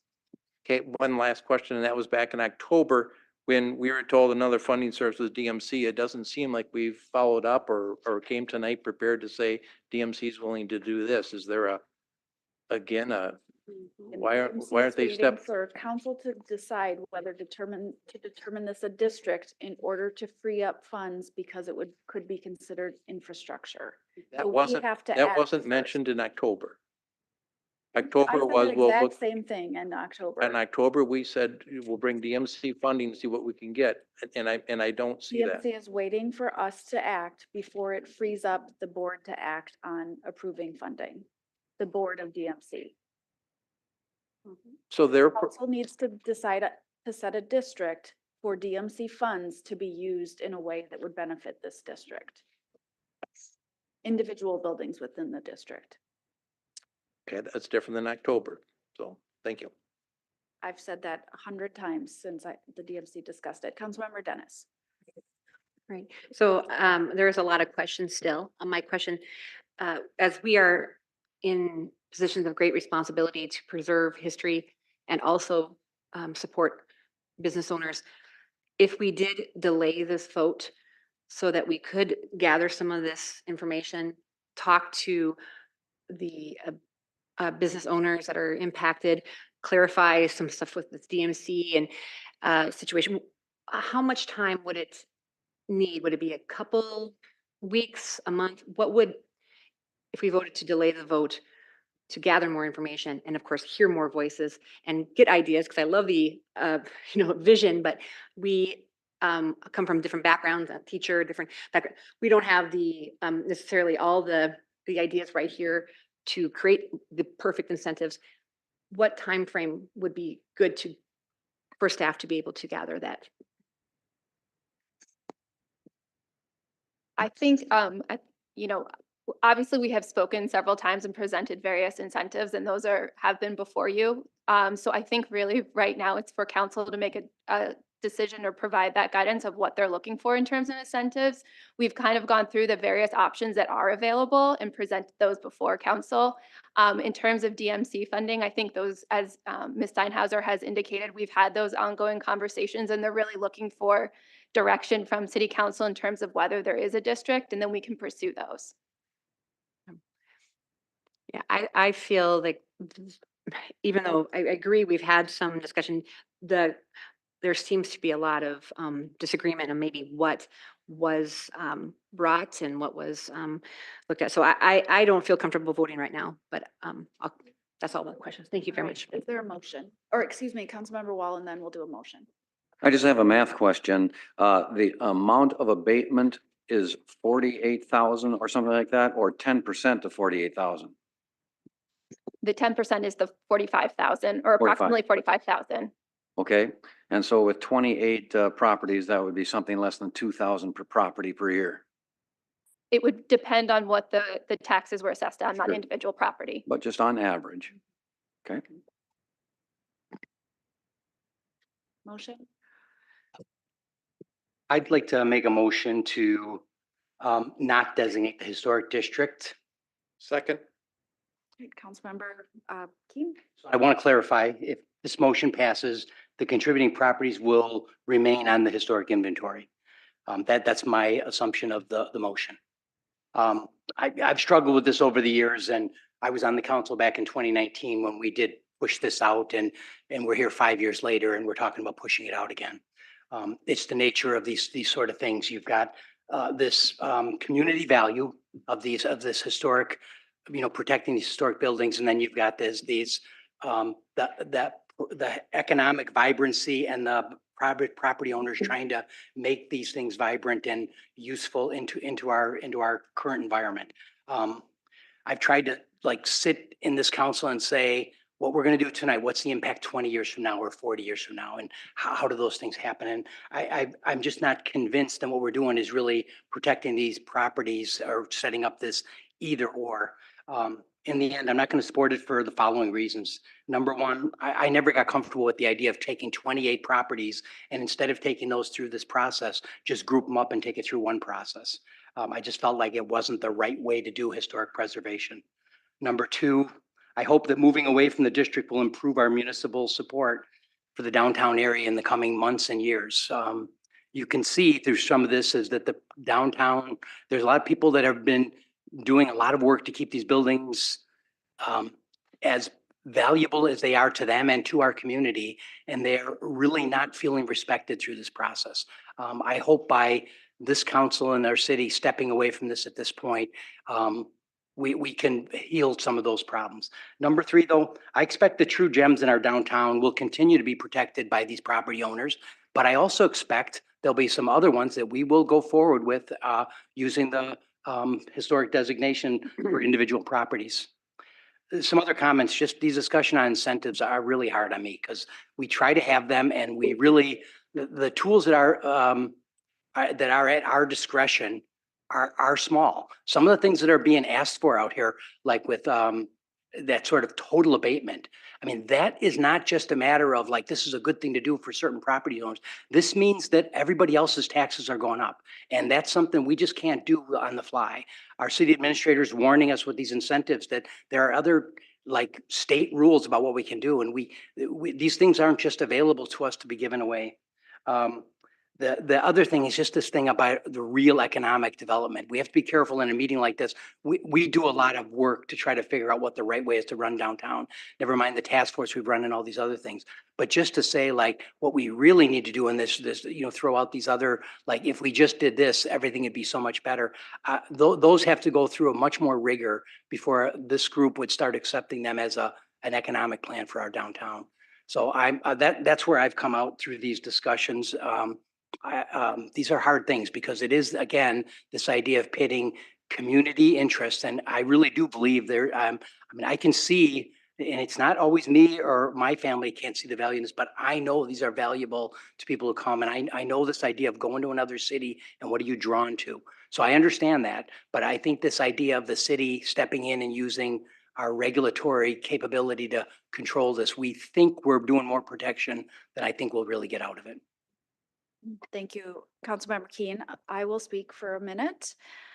So let me just first say that I appreciate all of the perspectives that have been shared and the passion. This is a situation where there's no right decision, and no matter how you vote or how we decide, there will be people that will be frustrated and unhappy. So I acknowledge that, and I also acknowledge that I might have a different perspective than my colleagues, and I will support what the council decides. So I maintain the position that I've held since I started in office, that I do support the district, but only with clear and effective incentives to property owners.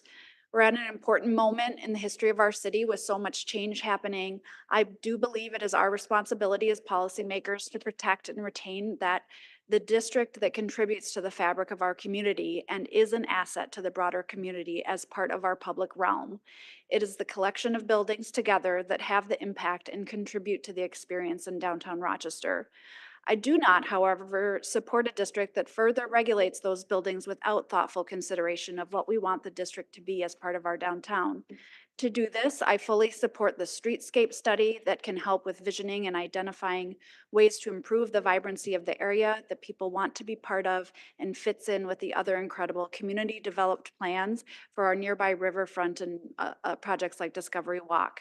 To support this vital district that Mr. Fagan said, I also support a combination of incentives that include potentially no interest loans through the Economic Vitality Fund, as well as accessing DMC resources for grants for direct building improvement. The idea from DMC has always been that if council designates the district, that opens up the use of destination medical center funds for both public realms such as streetscape and lighting, as well as individual building improvements such as restoration and rehabilitation. So it's the idea that council has to act in order to give direction, which the mayor and I can strongly carry forward, as well as staff as DMC representatives, to push for that use of DMC funding. The tax abatement, while nice in theory, will not actually alleviate the pressures as Mr. Fagan described, because in real dollars, it really ends up being very minimal impact on the property owners. I know that we cannot promise DMC funds, but I commit to carry forward the strong message that this is a great use of DMC funds, as we have invested in so much of our downtown, but really not looked deeply at this part of our community.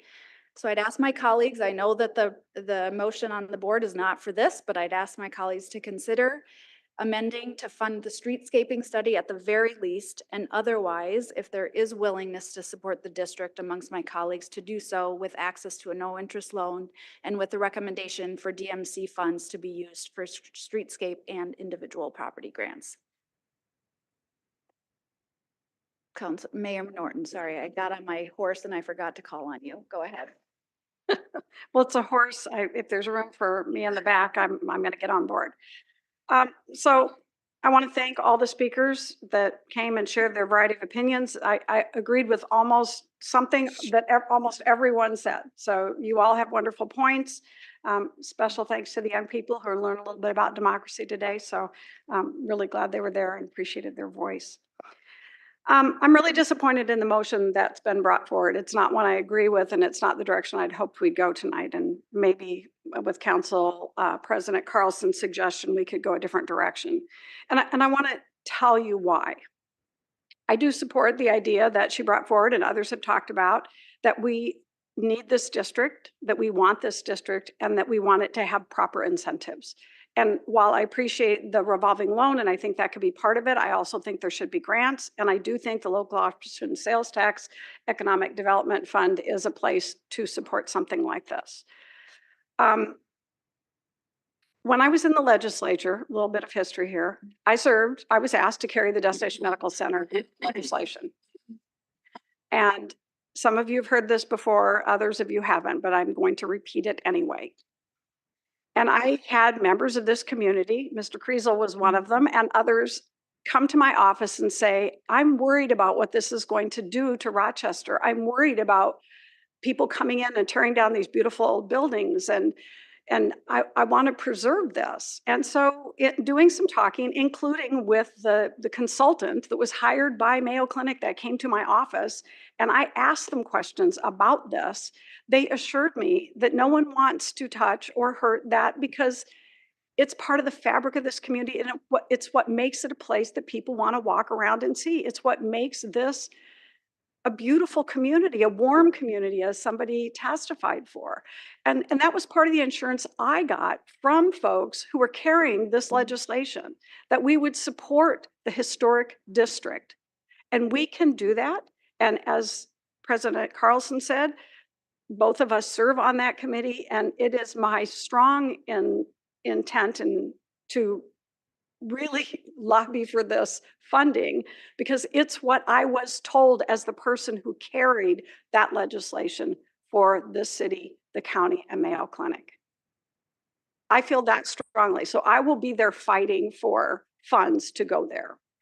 And I think we have our own funds. And once this fund is built, we can continue to contribute to it, but we need the approval of the district. Secondly, I mentioned the local option sales tax. You know, we brought many things to the legislature without lots of details about what they were going to be. And to me, this is economic vitality. It'll preserve that in downtown, and I think it fits. And lastly, I just want to mention, a couple of people talked about beautiful cities that are historic. Those are the ones I love to go to too. Our climate sister city is Munster, Germany. And when Germany was bombed, that city made a choice many years ago to rebuild it so that it looked exactly the same as it did before the bombing. And so even though structures were in crumbles, they used every bit of materials they could. They kept the face of those buildings, and they rebuilt the buildings to look like they did before the bombing. And it's gorgeous. It's beautiful. And sometimes the insides of the building look a little more modern, but the outside has been preserved. And many cities I visited do exactly that. My son lives in Chicago in a historic district, the Gunderson district. You can own homes there and you can get help and you can preserve those buildings, and people don't buy them if they don't want to preserve them, but we can help them afford the renovations that if we set rules and regulations for them to help them be able to maintain that. And lastly, the Central City. I lived in Colorado for years and went to Central City, and people do want to see that. I know the people in this room that spoke about their hearts being in the history of this city. They mean that. They mean that. And we can preserve a district that preserves that part of our community and help them do it. Thank you, Mayor. So I have several other people who want to speak. I think we're going to go with Mr. Wall next. I appreciate both President Carlson and Mayor bringing up the DMC and kind of speaking for the spirit of support. I am disappointed that somehow there's a cart and horse controversy going on, that somebody has to make a decision before someone else makes a decision. In the way that it's being proposed now, it seems to me like we're going to buy the car without knowing the price. that we will support a decision perhaps of a historic district without knowing what kinds of specific incentives there are. And I would have been much more comfortable seeing DMC funds suggested strongly and concretely in the incentive packages. The spirit of people in this room is to save these buildings and to create a great historic district. My wife and I are privileged to be able to travel a little bit here and there and to walk in places like St. Augustine and I wrote them down, Savannah, Charleston, Boston, Lanesboro, Minnesota. And then especially in New Orleans that we've spent a few weeks in, there's a canal street, and canal separates the modern from the historic. We spend 90% of our time on the historic side of canal. So risking the ire of my peers, I move to postpone a vote on authorizing the designation of a Rochester proposed historic district until such time that city staff members, number one, work with Destination Medical Center and concrete financial support that DMC may offer to the legislatively allowed restoration of buildings. And two, meet with the affected downtown property owners to identify improvements to the district that would enhance the historic environment and property values such as streetscaping, lighting, parking. With this information, the item will return to the city council agenda on June 3rd, 2024. Okay, just to be clear, point of order. So you're making motion to continue to June 3rd with those two conditions? I'm making a motion to postpone to a It would specific be a date. Motion to continue. Yep. That's Same not, well, if that's not my reading of Robert's Rules of Order, but that's fine. thing. We use motion to continue in this Okay. context, but you're right on. Okay. Is there a second? I second that. All right, Councilmember Wall, you have the floor. I have spoken to that. I'm hoping that the intervening months will bring us greater clarity in being able to be sure exactly what it is that we're voting for. All right, other want to speak to the motion to continue? Councilmember Kirkpatrick? Thank you. My only concern with this motion ties with what you said, President Carlson, and what you said, Mayor Norton. DMC wants to hear that we want the district in order to offer a funding package. And with this motion, we're not saying whether, and I. Cart and horse. I hear you completely, and I don't like how it feels. Wow. Yeah, I thought we were the city council. So DMC funds can contribute to infrastructure. They have Exactly. specific ways that those dollars can be spent. So they need the district to contribute in a way that we're hearing is meaningful to building owners. I don't know how else to explain it if staff want to jump in. well, can I amend Councilmember Wall's motion? So now we've got two motions and then an amendment. We can have two amendments. Yeah, I think we We have need a two amendments? clarification, a Okay, point we of got order two. here, because I don't think what Councilmember Wall did was amend my motion. I think he moved to postpone or moved to continue. But it Yeah, doesn't that's matter. his You can second still motion, remove or that's that the matter. second motion. It's not an amendment, It's though. it's a separate motion, Can so we have there's Clerk two Geisler motions. weigh in, please? Yeah, okay. Point of order, Clerk Geisler, please weigh in. Council President, council members. Yep, so member Wall's motion is a priority motion, which means you consider it before the original motion on the floor. Councilmember Kirkpatrick could certainly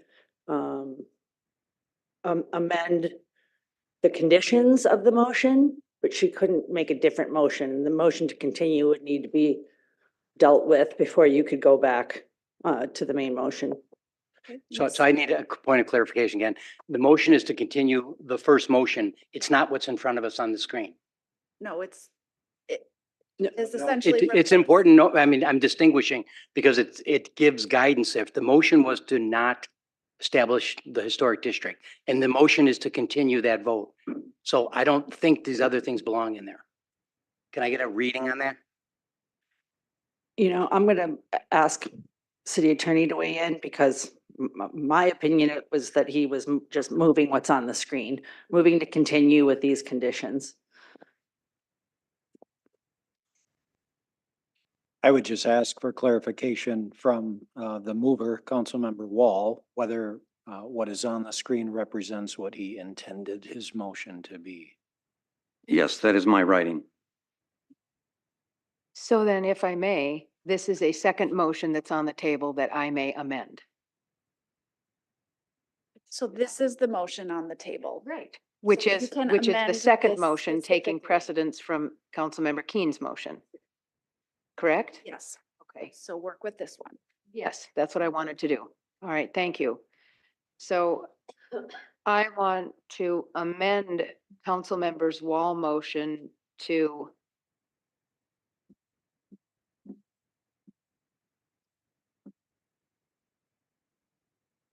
move to vote on authorizing the designation of the proposed historic district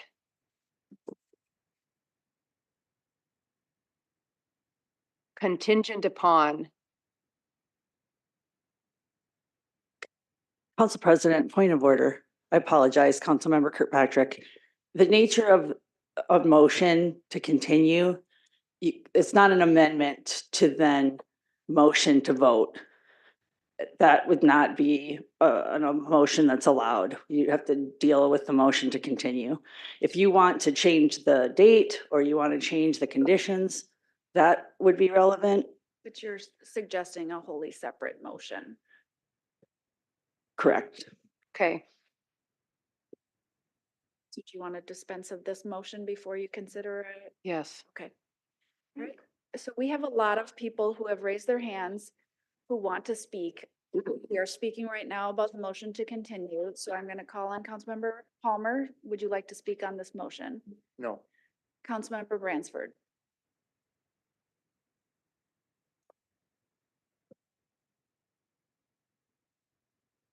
I don't think I've ever been this frustrated on the city council, seriously. I think it's our duty tonight to figure this out. I really do. I like the idea. I am a little disappointed that DMC has to hear from us when we've made it very clear that's what we want. But I want to dispense with the business tonight that we have at hand.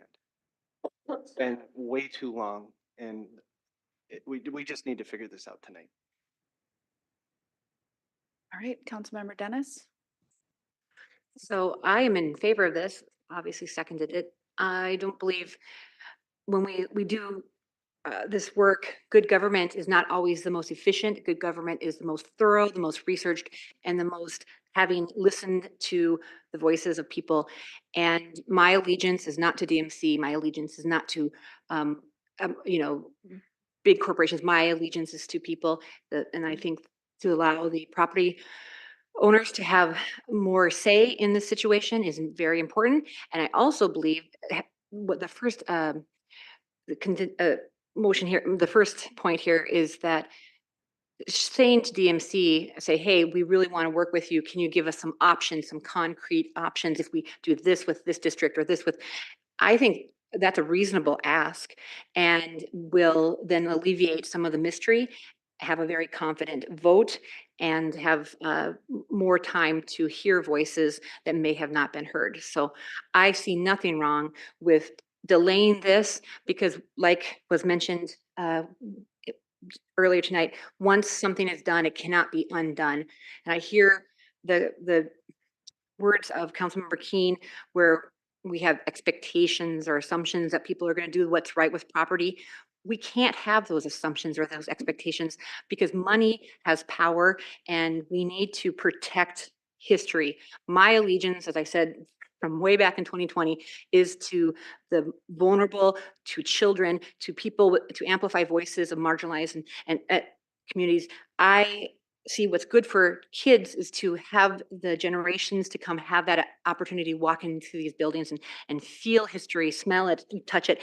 And so voting on my allegiance is to make sure that we have enough insight from property owners, what they need to make sure that it's vibrant, make sure that their businesses thrive, and also preserve these amazing buildings. So I feel this is the best of all options, is to have more time in order to have the most accurate and most, you know, most important vote to preserve and protect and support. Thank you. Member Keen. Yeah, again, I'm trying to get comfortable with this. The motion was, the motion and the floor was to not extend, and then this continuation has words that imply that we're still trying to do it. So we're really not working off that motion, but I'm trying to get comfortable with that. I'm uncomfortable with two things. One is the idea that we've had this on the table for 5 years. We start working it 3 months ago to get it back on, and what do? We say it's 5 months from now again. So I don't like to be a part of that, but that's the way the business works sometimes. The other thing is there's some logic tied up in here that says if we only had 1 or 2 more incentives, we're going to move that 88% against it to be 70% for it. And my research on this says we're nowhere near anything like that. We're not moving towards that. We still have the like kind of this thing about the difference between the community value of saying we want to have these things protected, we don't want any changes to them, and the people who are trying to say, I've been doing that for 60 years or 40 years, and now you're coming in and saying you're going to help me do it. And I think that's the issue in front of me. And if I had my druthers, I'd drive our council towards working that problem tonight. Councilmember Palmer. It seems to me that we're hung up a little bit on the DMC area, and I vaguely remember the conversation about sidewalks in downtown Rochester, that they weren't a big fan of helping us out with that. And I know that they're not a big fan helping us out with the parking ramp on North Broadway. So, you know, I mean, 1 or 2 people can tell us, oh, geez, they're going to be for this. No one from the city council can say that. So I don't think anybody from the DMC board can say that. So I agree with Mr. Keen. I think that we need to dispense with this. We've kicked this down the road. I think that 88% isn't going to change. We did have 12 people come speak today that we need to have a district. I support the first motion.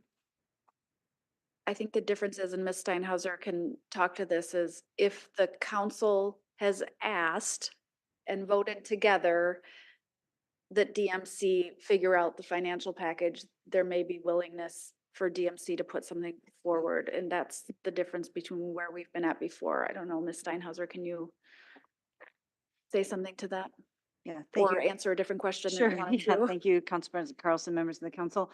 So yes, again, I want to be very clear. We've had good conversations with DMC. They understand that council is looking for investment from a variety of funding sources, including potential DMC dollars, as has been communicated to the city on a number of occasions. And I think as Councilperson Carlson mentioned in October, was that for DMC dollars to be considered, a district would need to be in place. And I understand that that feels like cart and horse.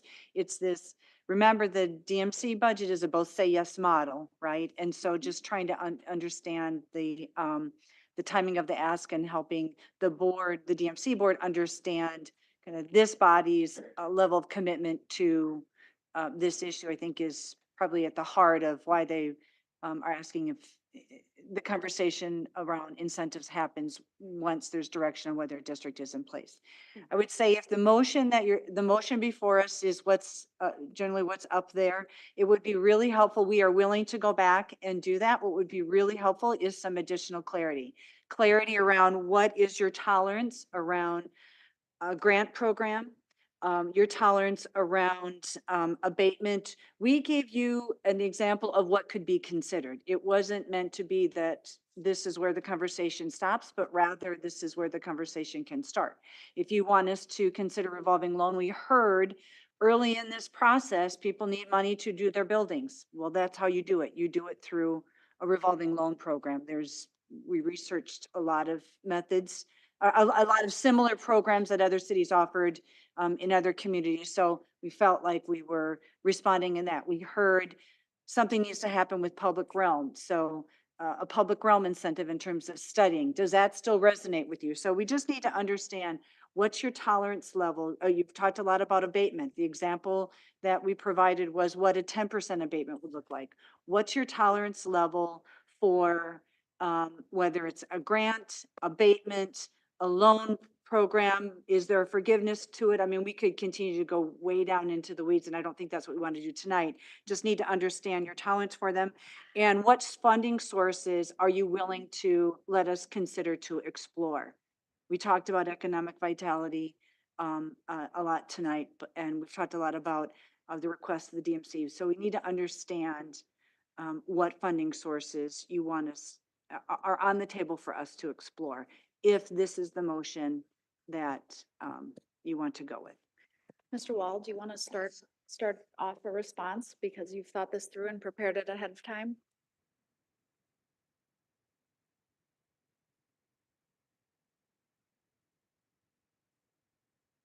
Yes, thank you.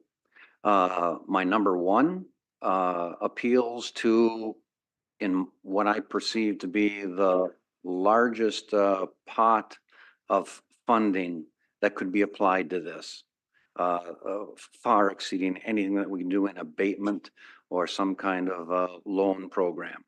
So that was my hope, that somehow we could get a very concrete figure out of DMC, so that we would know what kind of car we would be buying if we decided to buy a car. The second, and it really, I don't think that this particular motion dealt with a great deal of what Ms. Steinhauer was talking about. The second is simply an effort to try and make that district appealing to the great wisdom of the people who own property there, in terms of getting ideas on the table, what it would cost in order to create a walkable, beautiful environment. So that's the intent.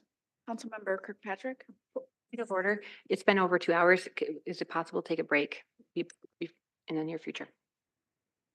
Can you hold your thought? Sure. All right, let's take a break until 8:10.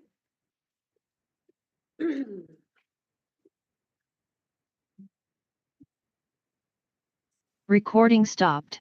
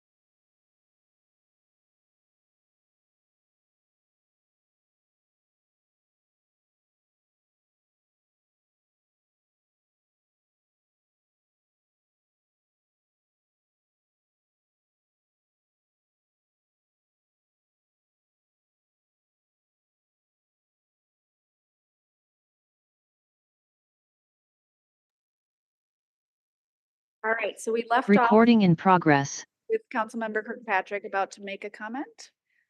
No, I don't even remember what it was. And just to be clear, we're on the motion to continue per Councilmember Wall. Here it is on our screens. Go ahead.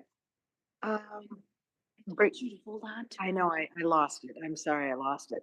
What was the last thing that was said before it was my turn? I believe. We're talking Oh, council on the clerk speaking. for that, right? We're talking about what, providing more clarity to staff around sources of funding, what our comfort level was with grants. Right. et Oh, cetera, yes, et yes. cetera. Thank you very much. Yeah, I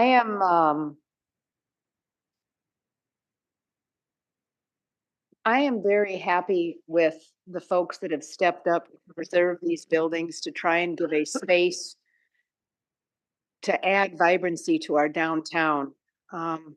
When I hear my 30-year-old daughter talk about downtown and how it was really cool 10 or 15 years ago and it's sort of not anymore. I remember that in the late 70s, the flood came and then there was this cool project that came with La Bistro and the disco that was there and Esteban's Mexican restaurant. It was fun. And believe it or not, Abe, Phoenix, and Luna, I used to live right where this building is, an apartment. When the river went around and there were cool old houses that lined the river. And my mom was really poor and she had to wrench on our pickup truck to get it to run. So she'd walk across the alley to National Bushing to borrow tools because she didn't have enough of them. And I'd walk across the railroad tracks to play where the water comes out of the wall now. That used to be a bank of weeds and elm trees. And that's where I played in my summers because I lived downtown too for a little while.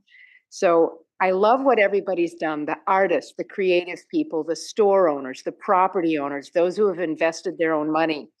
So I am not at all pro loan in any way, shape, or form, even if it's 0%. However, if DMC were to match 100% a loan amount that was taken out at 0%, I could perhaps wrap my head around that. So maybe that's something that might be taken to DMC for this when we're talking about incentives. Might be something that these property owners could consider or jump off of a little bit more. Either way, I think we need to be bold, move forward, and unbind these property owners from a burden that might be settled on them that they don't necessarily want. And DMC and the Mayo Clinic has certainly contributed to our economic growth. And that means also the tax burden that comes along with that. So, in the words of Mayo Clinic, let's be bold, move forward, and unbind these property owners with some real incentives. And with Councilmember Wall's motion, we could potentially do that by working with these folks. And I would suggest adding those renters, those folks that are doing the art downtown, the people that live there. It's not just about the property owners, it's about the collective spirit and the whole of what is downtown that gives it what it is today and what it can become and honors its history. That was it. Are you wanting to amend the motion to include those? No, I don't think so. Okay. All right, other comments in response to Ms. Steinhauser's question? Councilmember Keen? Yeah, again, I'm just trying to get comfortable with the fact that this is a move to continue, but I would be more comfortable with postpone the vote on not authorizing the designation of the Rochester proposed, because that is the motion on the table. It seems to have been changed through the continuation. You're right, it has been changed. We're considering this motion. If this motion fails, we'll go back to the original motion. The motion should just be to continue. It shouldn't be a no motion. It should be a motion to continue of the motion that's on the floor. The clerk clarify, we're gonna just go with this decision that we're considering the motion on the floor as the motion to continue. So the vote would then happen and there can again be, go ahead, Clerk Geisler. Just to clarify, thank you, Council President, council members. A motion to continue is to continue the item. It doesn't continue the motion on the floor. Yeah. It means that you're moving the item to another time and the consideration starts over at that time. So that's what I was gonna say. At that time, there could be a motion to deny. Okay. Did you have any other Nope. comments? Any other comments? The roll call. Ms. Steinhauser and then a roll call vote? Thank you. Just a clarifying question for Kurt Kiesler. The UDC requires a public hearing, so even if it's continued, the public's hearing component has been satisfied, correct? At this moment, I would say yes. And I'd reserve the right to revisit that conversation, but I think yes. Clerk Geisler, please call the roll. Clarification, we are voting on this second motion presented by Mr. Wall. Yep. Thank you. Councilmember Keen, Nay. Councilmember Bransford, Nay. Councilmember Wall, Aye. Councilmember Kirkpatrick, Nay. Councilmember Palmer, Nay. Councilmember Dennis, Aye. Council President Carlson. Nay. There are 2 ayes and 5 nays. All right, motion fails. So we're back to the original motion to not designate. Okay, I'd like to make a motion, please. Amendment? yep, No, I'd like to make a motion. There's a motion on the floor. there is a motion on the floor. Yep, and I'd like to make a second motion. Let's see. So if it's a motion to, okay, hold on. So if it's a motion to not designate, a negative motion, can you, she's gonna try to reverse it here. Let's just get some clarity before you make the motion. Yep. Council President, council members, if council member wishes to make a motion that's directly in opposition to the motion on the table, that's called a substitute motion, requires a 2/3 majority. Right. And then you would be debating both motions in concert. Let's go ahead and vote on Mr. Keen's vote. I think it would be cleaner and easier for all of us up here. Unless it passes. All right, do you want a roll call? I'll take a roll call. Go ahead. Councilmember Keen, Aye. Councilmember Bransford, Nay. Councilmember Wall, Nay. Councilmember Kirkpatrick, Nay. Councilmember Palmer, Aye. Councilmember Dennis, Nay. Council President Carlson. Nay. There are 2 ayes and 5 nays.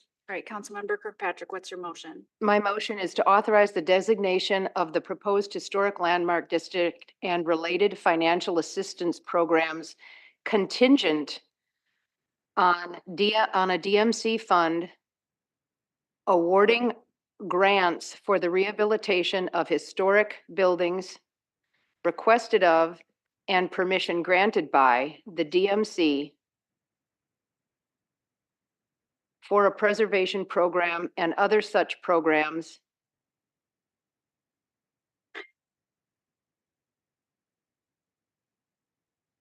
Is that it, period, or? Because let's give it again. Yes, yes, I think that should be it for now.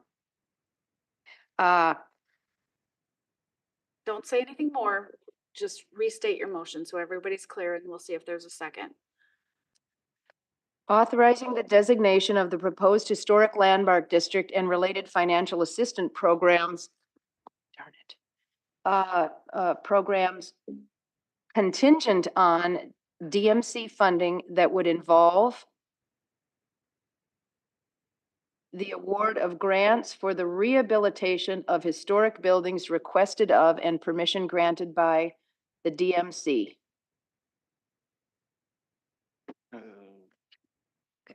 Second for discussion. All right, go ahead, Councilmember Kirkpatrick, tell us more. Both Mayor Norton and you gave very, very compelling, although frustrating points that you will fight very hard for this. And Good grief. I hate to say it, but you know, if that's what DMC wants, then fine. Let's give them the yes vote to hear what they say. But if they don't pull through to honor our community as much as they're honoring the Mayo Clinic, then we pull a no. I'm sorry, these business owners, these renters, these business people, these artists, our community, our residents with stories and a history need to have something that validates why we're here. The argument that, oh geez, the district isn't big enough, well, good grief, that is the beginning of our story. The reason why we don't have a bigger historic district is because a tornado came through here, which basically converted our ag town to a medical town because that's what started the Mayo Clinic. And then a couple of wars broke out, and due to World War II, somebody came here and said, wow, wouldn't this be an awesome place for IBM, which sort of owned this town for a time being until Mayo rose again. And that is how we're going to continue, an ebb and flow of people with a history, with a future, honoring our community and what it is, helping to grow forward together. And that's what I would like to see. So if DMC needs a yes, I will give them the yes, contingent upon them actually pulling through and supporting what our community needs and wants to honor who we are as a people. And if they don't, then we say no. I'm fine with that. I just also want the streetscaping study to happen. Bring it So, on. And the traffic that- study so we could maybe get some diagonal parking on Broadway again. Okay, so are you amending your motion?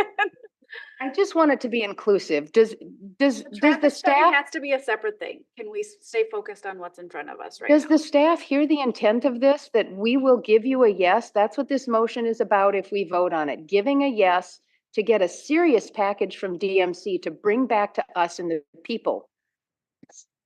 Yes, we are hearing that. Are we hearing that DMC is the only source of funding? That's the clarification we need. No, Mayo certainly is too.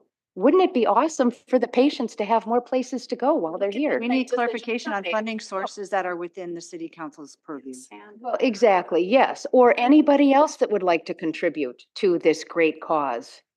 Okay, so you talked about a financial package, so the proposals that the city brought forward were the abatement and the loans. I don't think the abatements are, They're insignificant. They don't count for anything right now. but are you saying that if there's you said in your comments earlier, loans and then matching grants or matching funds coming from DMC, are you still saying both of that? Or Sure, what exactly are you meaning? That's potential, but working with the business owners and the renters, we need to determine what there is that they need and what they want. Matching grants, yeah, if you put in 10 grand, DMC puts in 10 grand, might not be enough. What is the source of funding that these people are looking for? What is the impact that they need to hear from us for the value that they feel they deserve for all the work, the effort, the time that they have kept these properties going? That's what it's about. It's more about a story. It's not about just a dollar figure. Councilmember Keen? Again, I'm not sure if the clerk's office or somebody wrote down this, because I'd like to look at it before we get in front of us for a vote, because I tried to scribble some stuff down, but I didn't get it all. Yeah, because you don't say we need to work with the business owners, et cetera, in your motion. You say put together a package of financial assistance programs contingent on including DMC grant funds, basically. Well, I could elaborate, but Yeah, but as I I recall, think the elaboration is where we're gonna have trouble. We need something we can vote on. And I, again, I'm trying to get in my head that it is, we're approving it with a contingency, which is hard enough. But then the contingency, I couldn't create a standard for what the standard was for what the contingency was. So I couldn't support something like that without understanding it better. shall I email it to the clerk or shall I say it again? Email it to you. Okay, I'm doing that right now. Somebody could start the Jeopardy theme. I appreciate the nature of your comments. Ms. Elms, did you want to say something? If I may, I think the challenge for staff is this is what we continue to hear from council is to come back with something and we have zero clarity on what can get you to 4. And we do still have a lot of public purpose tests to meet on any kind of program that would come forward. I completely appreciate wanting to find out what each and every building owner and business owner would want. But I think the challenge that you're facing is that each owner of each building has a different vision for what they would like to see happen there. And so I'm not sure that you're ever going to get to a set of programs that will exactly meet the needs of each owner. And they probably don't know what they're going to need in 5 or 10 years. Sometimes they get surprised by things. I'm sure they all have really great plans, but there are things that come with historic buildings that you don't always expect in 5 or 10 years, or even in a month. So I think that it would really be helpful for us to have much clarity if you are talking about 10% abatement or no abatement, if you are talking about the recommended up to $200,000 zero interest loan as described and DMC dollars, and or not a streetscape study, which could help to identify other future sources of funding, limitations, abilities to do something, that would be incredibly helpful to actually move this forward instead of just coming back in 3 or 6 or 10 months or 10 years and having the same discussion of how do we find something that will please everyone. I think it was said earlier by a council member, this is one of those where you are probably not going to find that sweet spot. There will be people who are concerned about being in a district, even if you put 3 times the amount of funding on the table, because there's uncertainty to that for somebody that owns a property. So with that, I would just say any amount of clarity for any motion would really be helpful to staff. And I think helpful to those who are in a potential list and maybe going to be in a historic district. Well, I've said I'm supportive of streetscape study, loan program, and DMC grants. And that's in here. I am just reluctant to name a figure because I'm reluctant to name a figure. I think DMC can name their figure. I was talking about the figures for the city loan program that are in the packet. Well, I like the $200,000. That was a nice option for people if they wanted to take up to that much, but I think that needs to be matched. All right. Councilmember Bransford, then Keen.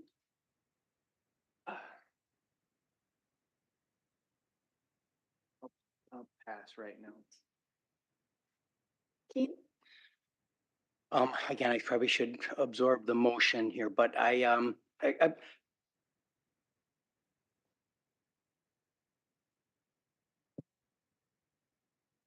Really kind of a rough draft. I should have rewritten it. Or minimally run it through Grammarly. I mean, it's going very So- well right now, so. No, again, here's what's going through my mind as I'm watching this discussion. I did prepare for the idea that we made it up down this path. And I think some of the incentives, I just think we have to look at what we've been through over the last 5 years and saying we were looking at incentives. And the reason a lot of these bigger things didn't come back is because they just aren't within our preview.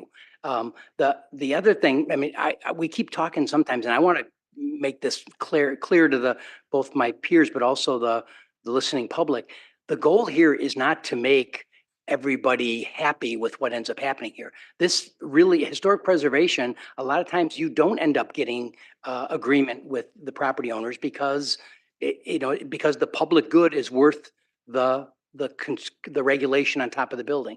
That I think is still the problem in front of us. The other thing that's really churning me tonight is that we sat through a thing 1 week ago talking about all the things in front of the city and how we have to kind of keep our focus. And here we are, the first thing that comes in front of us, and we're asking staff to go do a streetscape, and we're asking staff to go look at some other things. And these are the business that we have to get behind us so we can face the things that are in front of us, and we just can't seem to get out of our way. I think I'm ready to. Sure, go ahead.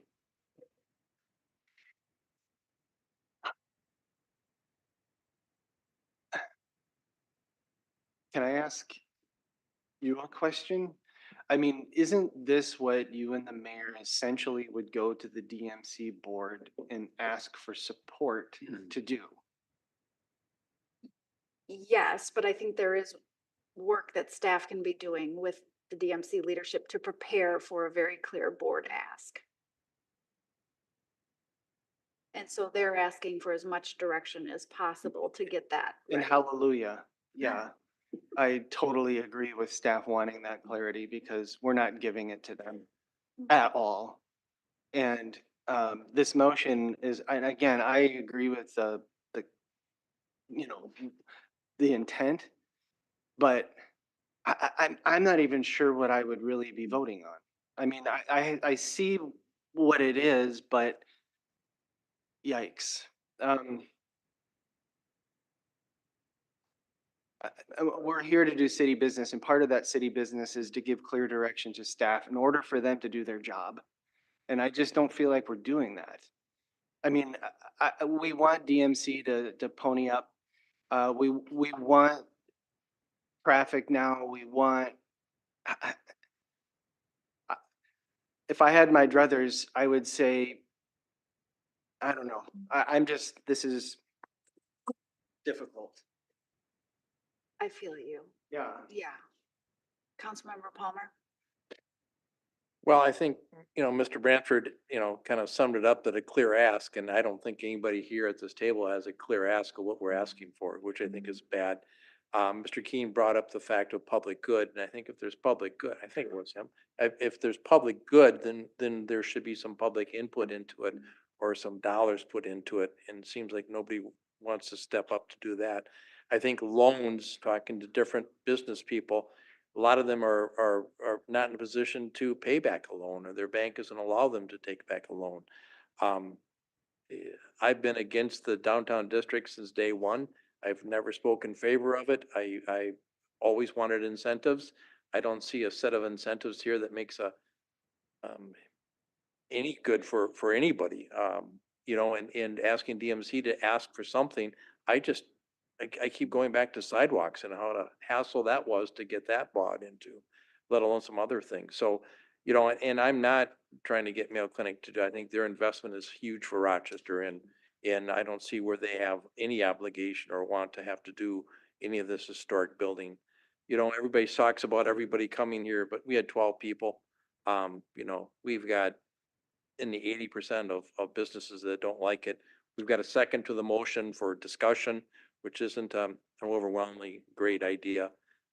So I'll vote against this motion, even though I don't know what the heck it actually says. Nor does the person who made the motion. Well, I think the intent of her motion is clear. The words are too plentiful. thank you. I agree. Like I said, it was a draft and Okay, it's hard to vote on something that is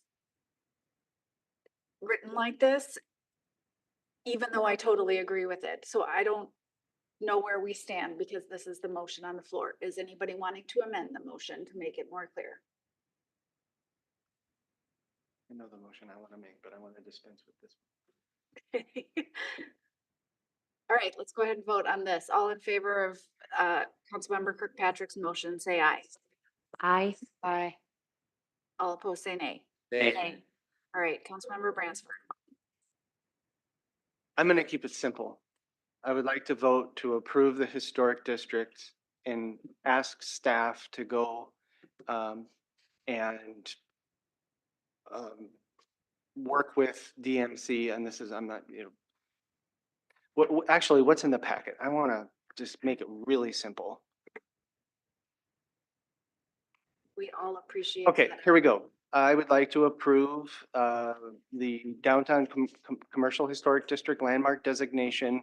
One, authorizing the designation of the proposed historic landmark district and related financial assistance program, and directing the city attorney to prepare an ordinance for a first reading based on findings of historic significance and historic integrity detailed in the Downtown Commercial Historic District Local Historic Designation Study. You didn't say anything about DMC. And you said nothing about a contingency for the property owners. I didn't. I'm just going to make that motion and just let the process play out as it's intended to play out. With the idea that you are going to DMC to make these requests, yes? I just want to keep it simple. Let's dispense with city business. As Right. Pause there. Is there a second? Second. All right, any further discussion? Or are we ready to vote? No, I'm not ready to vote. I'm still trying to absorb what the motion is. Is it the motion in the package authorizing the designation? Yes. And then directing the city staff to prepare? And what's different? Or is that the exact motion? That's the exact motion. I'm Okay. just reading it right out of the packet. Okay. With the expectation, Right. what we've already stated, we're going to And do. that's implied in the related financial assistance program.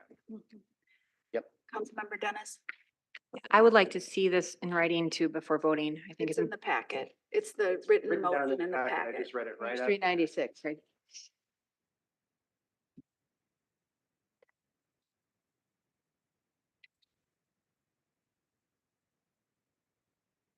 Oh, I'm so sorry, Councilmember Wall. You know, I'll continue to beat up my analogy. I just think that we don't know what the price of this car is. And I think that we're asking property owners to take on all the risk with the city offering very little to assist in what this could mean for our downtown. Councilmember Dennis. Could we still put this up on the overhead so that everyone here and people at home can see? The board I packet. could restate it too while that happens, if that's useful. I think Let's just have the just exact. having it for visual learners to have it on there would be great. Thank you. Understood.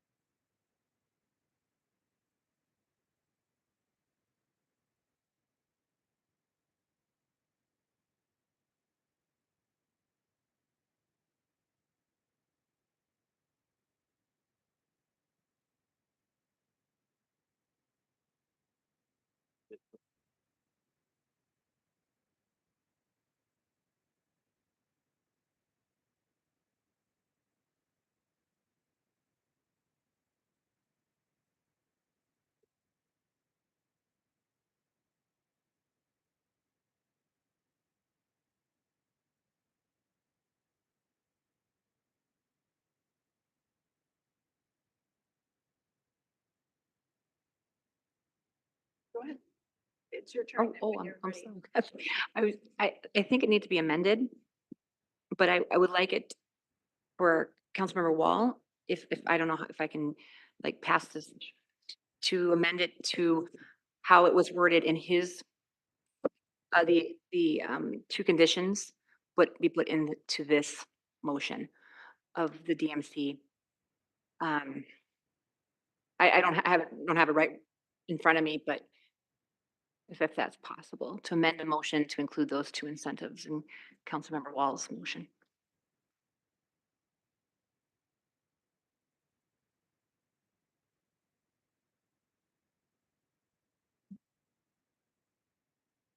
You're asking Councilmember Wall to make that amendment or? Oh, no, what? I would like to amend the motion to include the two incentives. I don't have them in front of me, so that's my, The two So we conditions just need, he we mentioned. need I just need a the second. language. All right. Yeah. Can you reshare it, Councilmember Wall? And then we'll see if there's a second. Okay. Yeah, those are the two conditions, 1 and 2. So I'm not following what's happening here because those don't fit into how they should fit in the existing motion or amended to that. And we already worked these and dispensed with them. No, that was because it was moved. I think I know what the amendment is. I got it. Now we're gonna. Sure. Go ahead, Councilmember Kirkpatrick, to offer clarification. Okay, I believe what Councilmember Dennis is amending is this. Authorizing the designation of the proposed historic landmark district and related financial assistance programs to include: 1, work with Destination Medical Center on concrete financial support that DMC may offer to the legislatively awarded restoration of buildings. And 2, meet with the affected downtown property owners to identify improvements to the district that would enhance the historical environment and property values. Example, streetscaping, lighting, parking. Okay, just to be clear, that's the streetscaping study would include these types of exploration. Mhm. So if we're approving the streetscaping study, it's already implied that that's part of it. And the other thing is, that the DMC conversation is already something that will happen. So do we need to actually articulate those? I think we need it articulated for our folks that are really concerned about this, Okay, that so- are the bulk of downtown. Let's let Councilmember Dennis make that formal motion and then we'll see if there's a second. I appreciate the help, Councilmember Kirkpatrick. Yes, I would like to, what Councilmember Kirkpatrick read is what I would like to have in the amended of the motion to, do you want me to read the whole thing again? Nope. I mean, okay, Pause there. thank you. Is there a second? Second. All right, Councilmember Dennis, you have the floor. Okay. Well, I think that helps eliminate some of the confusion and adds to, some, some of the issues that we had with the original motion, including these conditions, I think is a better, I don't know, like trying to, what's the word? Just balance everyone's wishes and get this passed. So I think it could be better, but I see there's some opposition with my peers on the dais. So I think it's important to protect this district and yeah, so that's all I have to say. Thank you. Council President, Yeah.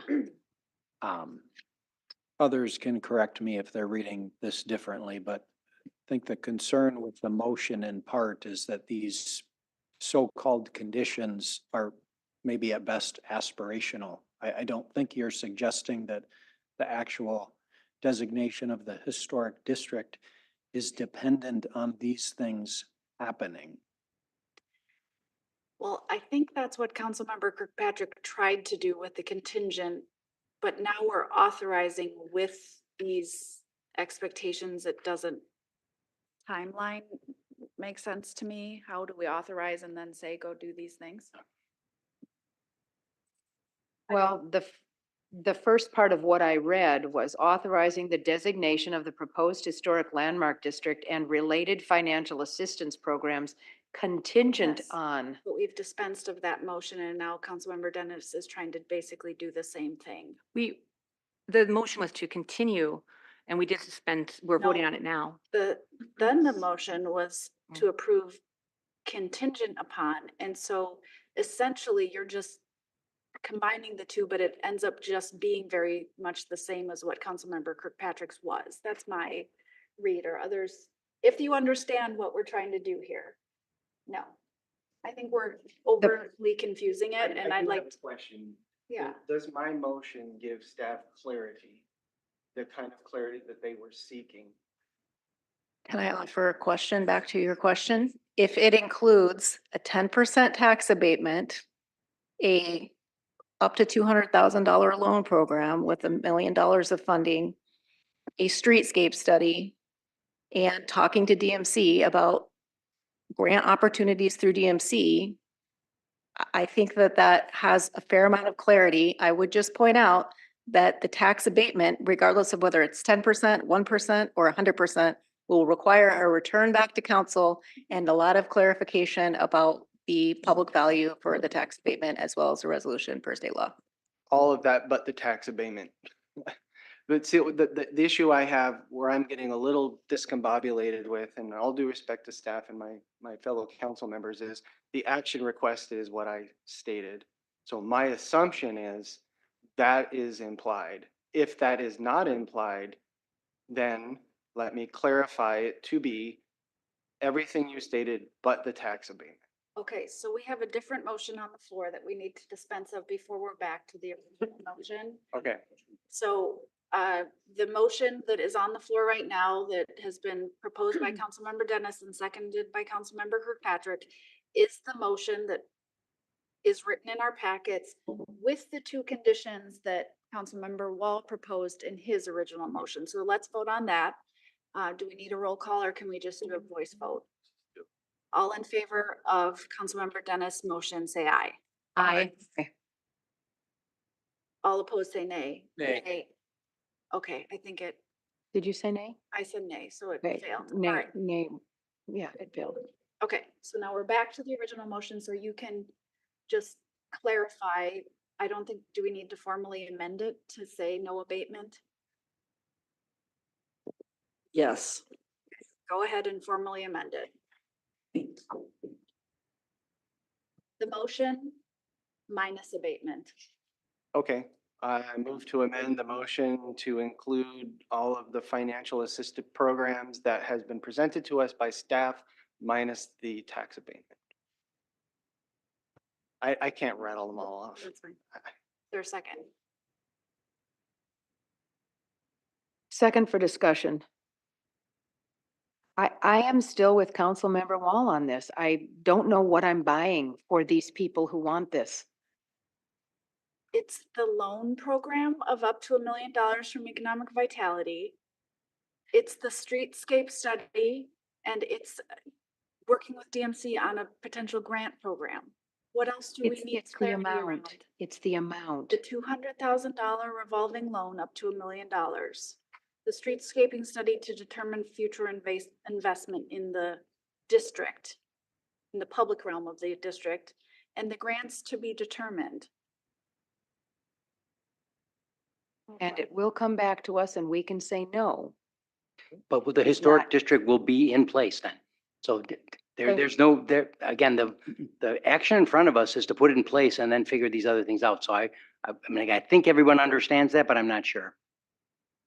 No matter how we cut this thing, that's what we're saying.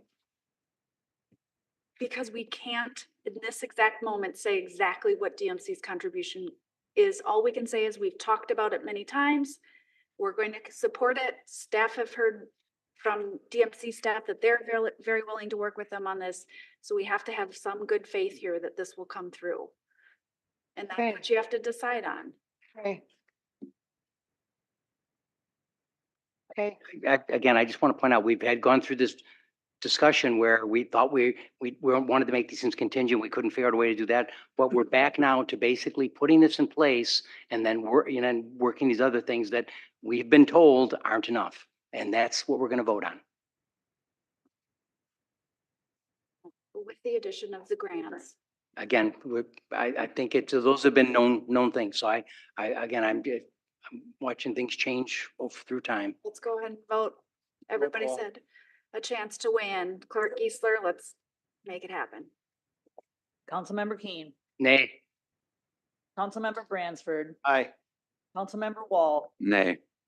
Councilmember Kirkpatrick,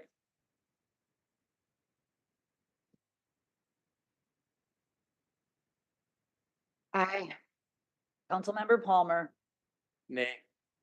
Councilmember Dennis, Nay. Council President Carlson, Aye. the 3 ayes and 4 nays.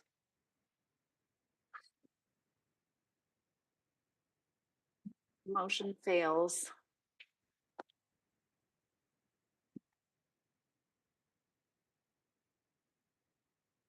What's next on the agenda? Just need a little moment here. Okay. I voted nay.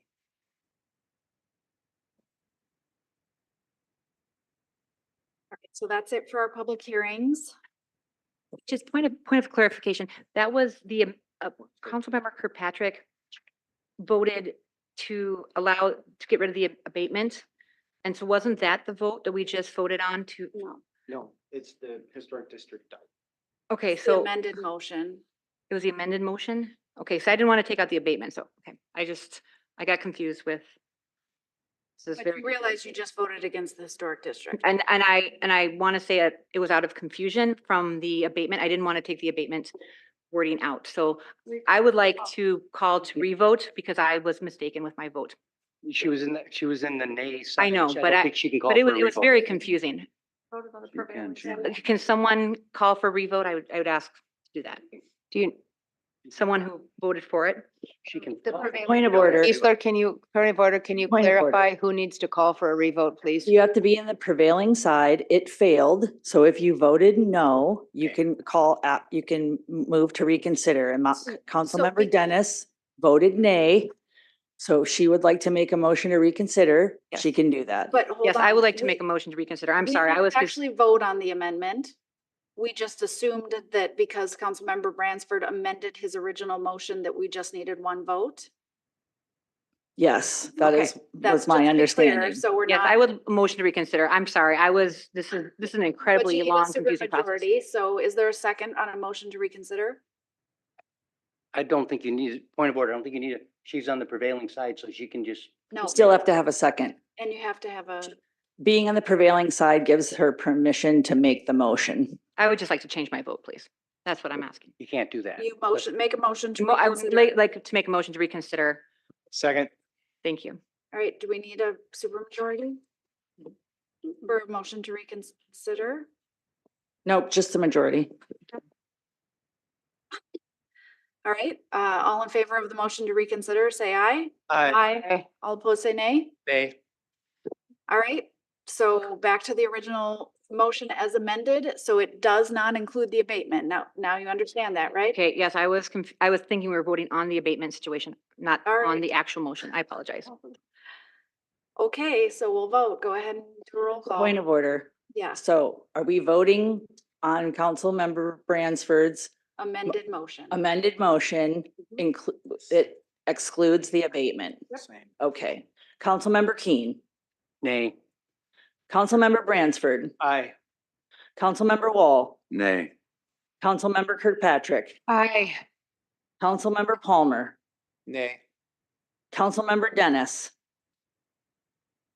I'm voting to You just say, authorize. Yes. Aye. Council President Carlson, aye. 4 ayes and 3 nays. That is. Want to take a break? Motion passes. Yes, let's take a break until 9.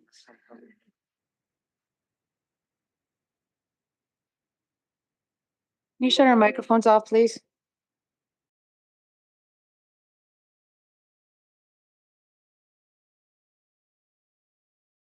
Recording stopped.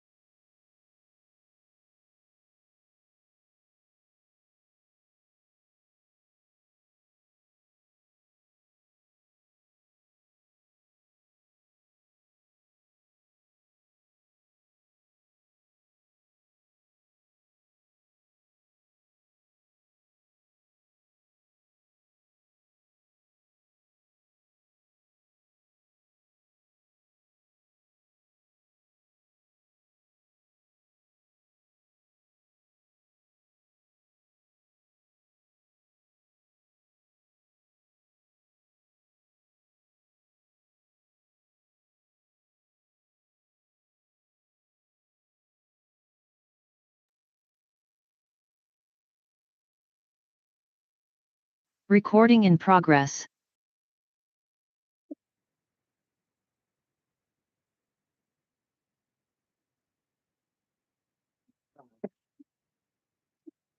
Mr. Dombrowski, you've got a downright easy one now that we've gotten through the public hearings. So happy to have you here to talk about the reconstruction of sections of 4,000 West and 14th Street South End. Number J7845. Go ahead. Good evening, Mayor, President, members of the council. Yes, we're here tonight to present similar to some recent projects that you've seen that have been delivered within the CIP. We have a project plan for 4th Avenue Southwest between 14th Street and 16th Street Southwest. It'll be a full reconstruction project, all the utilities, pavement, curb and gutter, driveway aprons. So tonight, the first step in the process, because we are utilizing special assessments, is to accept the feasibility report that's presented in your packet, and then schedule the public hearing for February 21st, 2024, at which we would introduce the assessment process and invite people to speak at that first hearing. And then, just as you recall, that would be the first of 2 hearings that evening in February. And with that, I'll take questions. All right, questions? Councilmember Keen? Just on the project is mostly on the 4th Avenue, and then it does use the 14th Street going west to the driveway of the STEM Academy. Is that driven by the RPU requirements, or why is that in there? Yeah, that's driven by getting all the utilities reconstructed in that intersection and tying to the west over to that STEM property with new utilities. Okay, so the boundaries are set by the RPU project, and that's why it starts where it starts and stops. Correct. Thank you. Other questions? Or motion? I'll make a motion. You want it in 2 separate motions, don't you? No, you could do it in one. Okay, I'm going to make a motion to accept the feasibility and reconstruction of 4th Avenue as stated, and also adopting a resolution setting a public hearing for February 21st, 2024. Second. All right, Councilmember Palmer? I think we understand it. Thank you. Other discussion? All in favor, say aye. Aye. All opposed, say nay. Motion carries. Thank you, Mr. Dombrowski.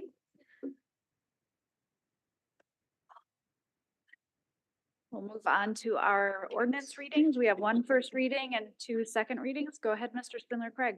Thank you, Madam President. There is 1 first reading, J1, an ordinance creating and enacting Chapter 2-19 of Title II of the Rochester Code of Ordinances relating to the establishment of Transit and Parking Department. Moving on to second readings, K1, ordinance amending the R2X zoning districts near downtown core to reduce the size of R2X located in the Falwell and historic southwest neighborhoods consistent with the comprehensive plan, and amending ordinance number 4478, known as the Unified Development Code of the City of Rochester, Minnesota. Move approval. Second. Councilmember Keen? Nothing to add. Any other discussion? All in favor, say aye. Aye. All opposed, say nay. Motion carries. K2.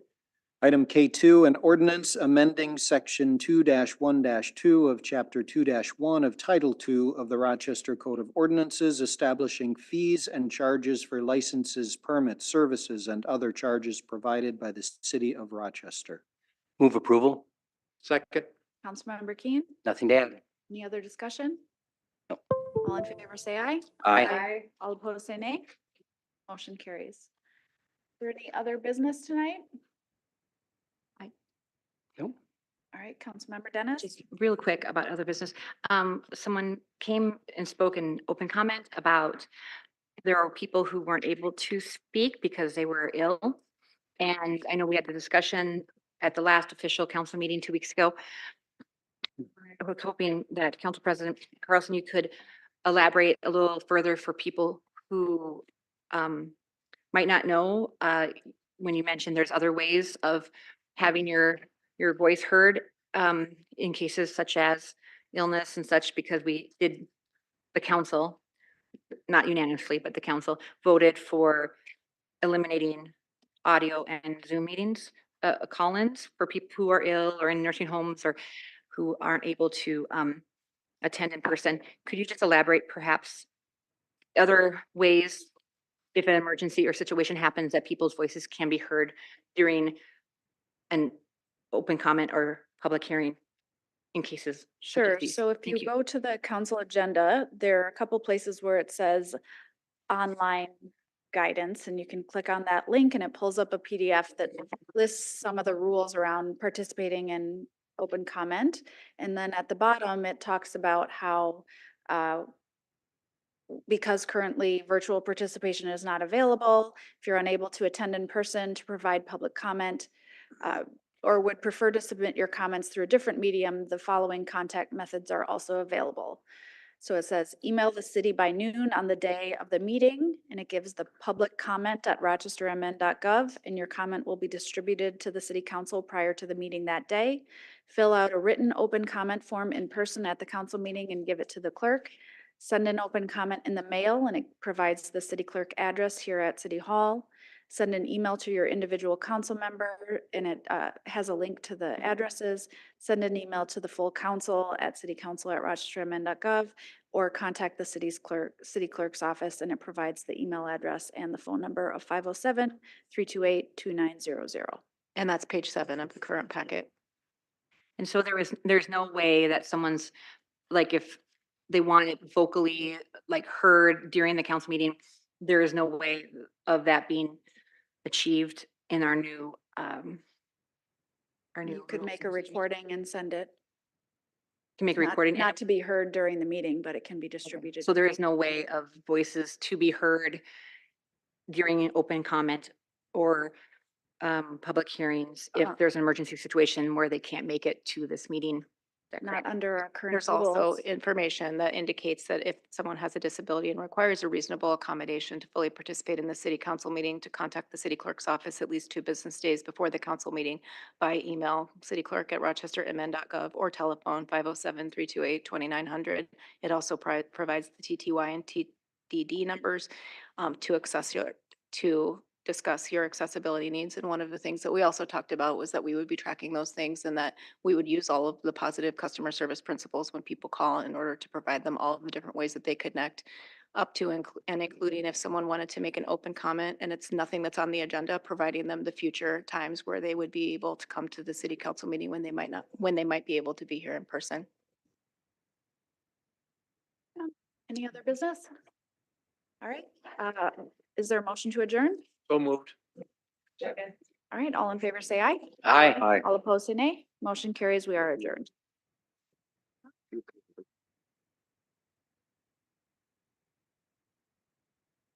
Recording stopped.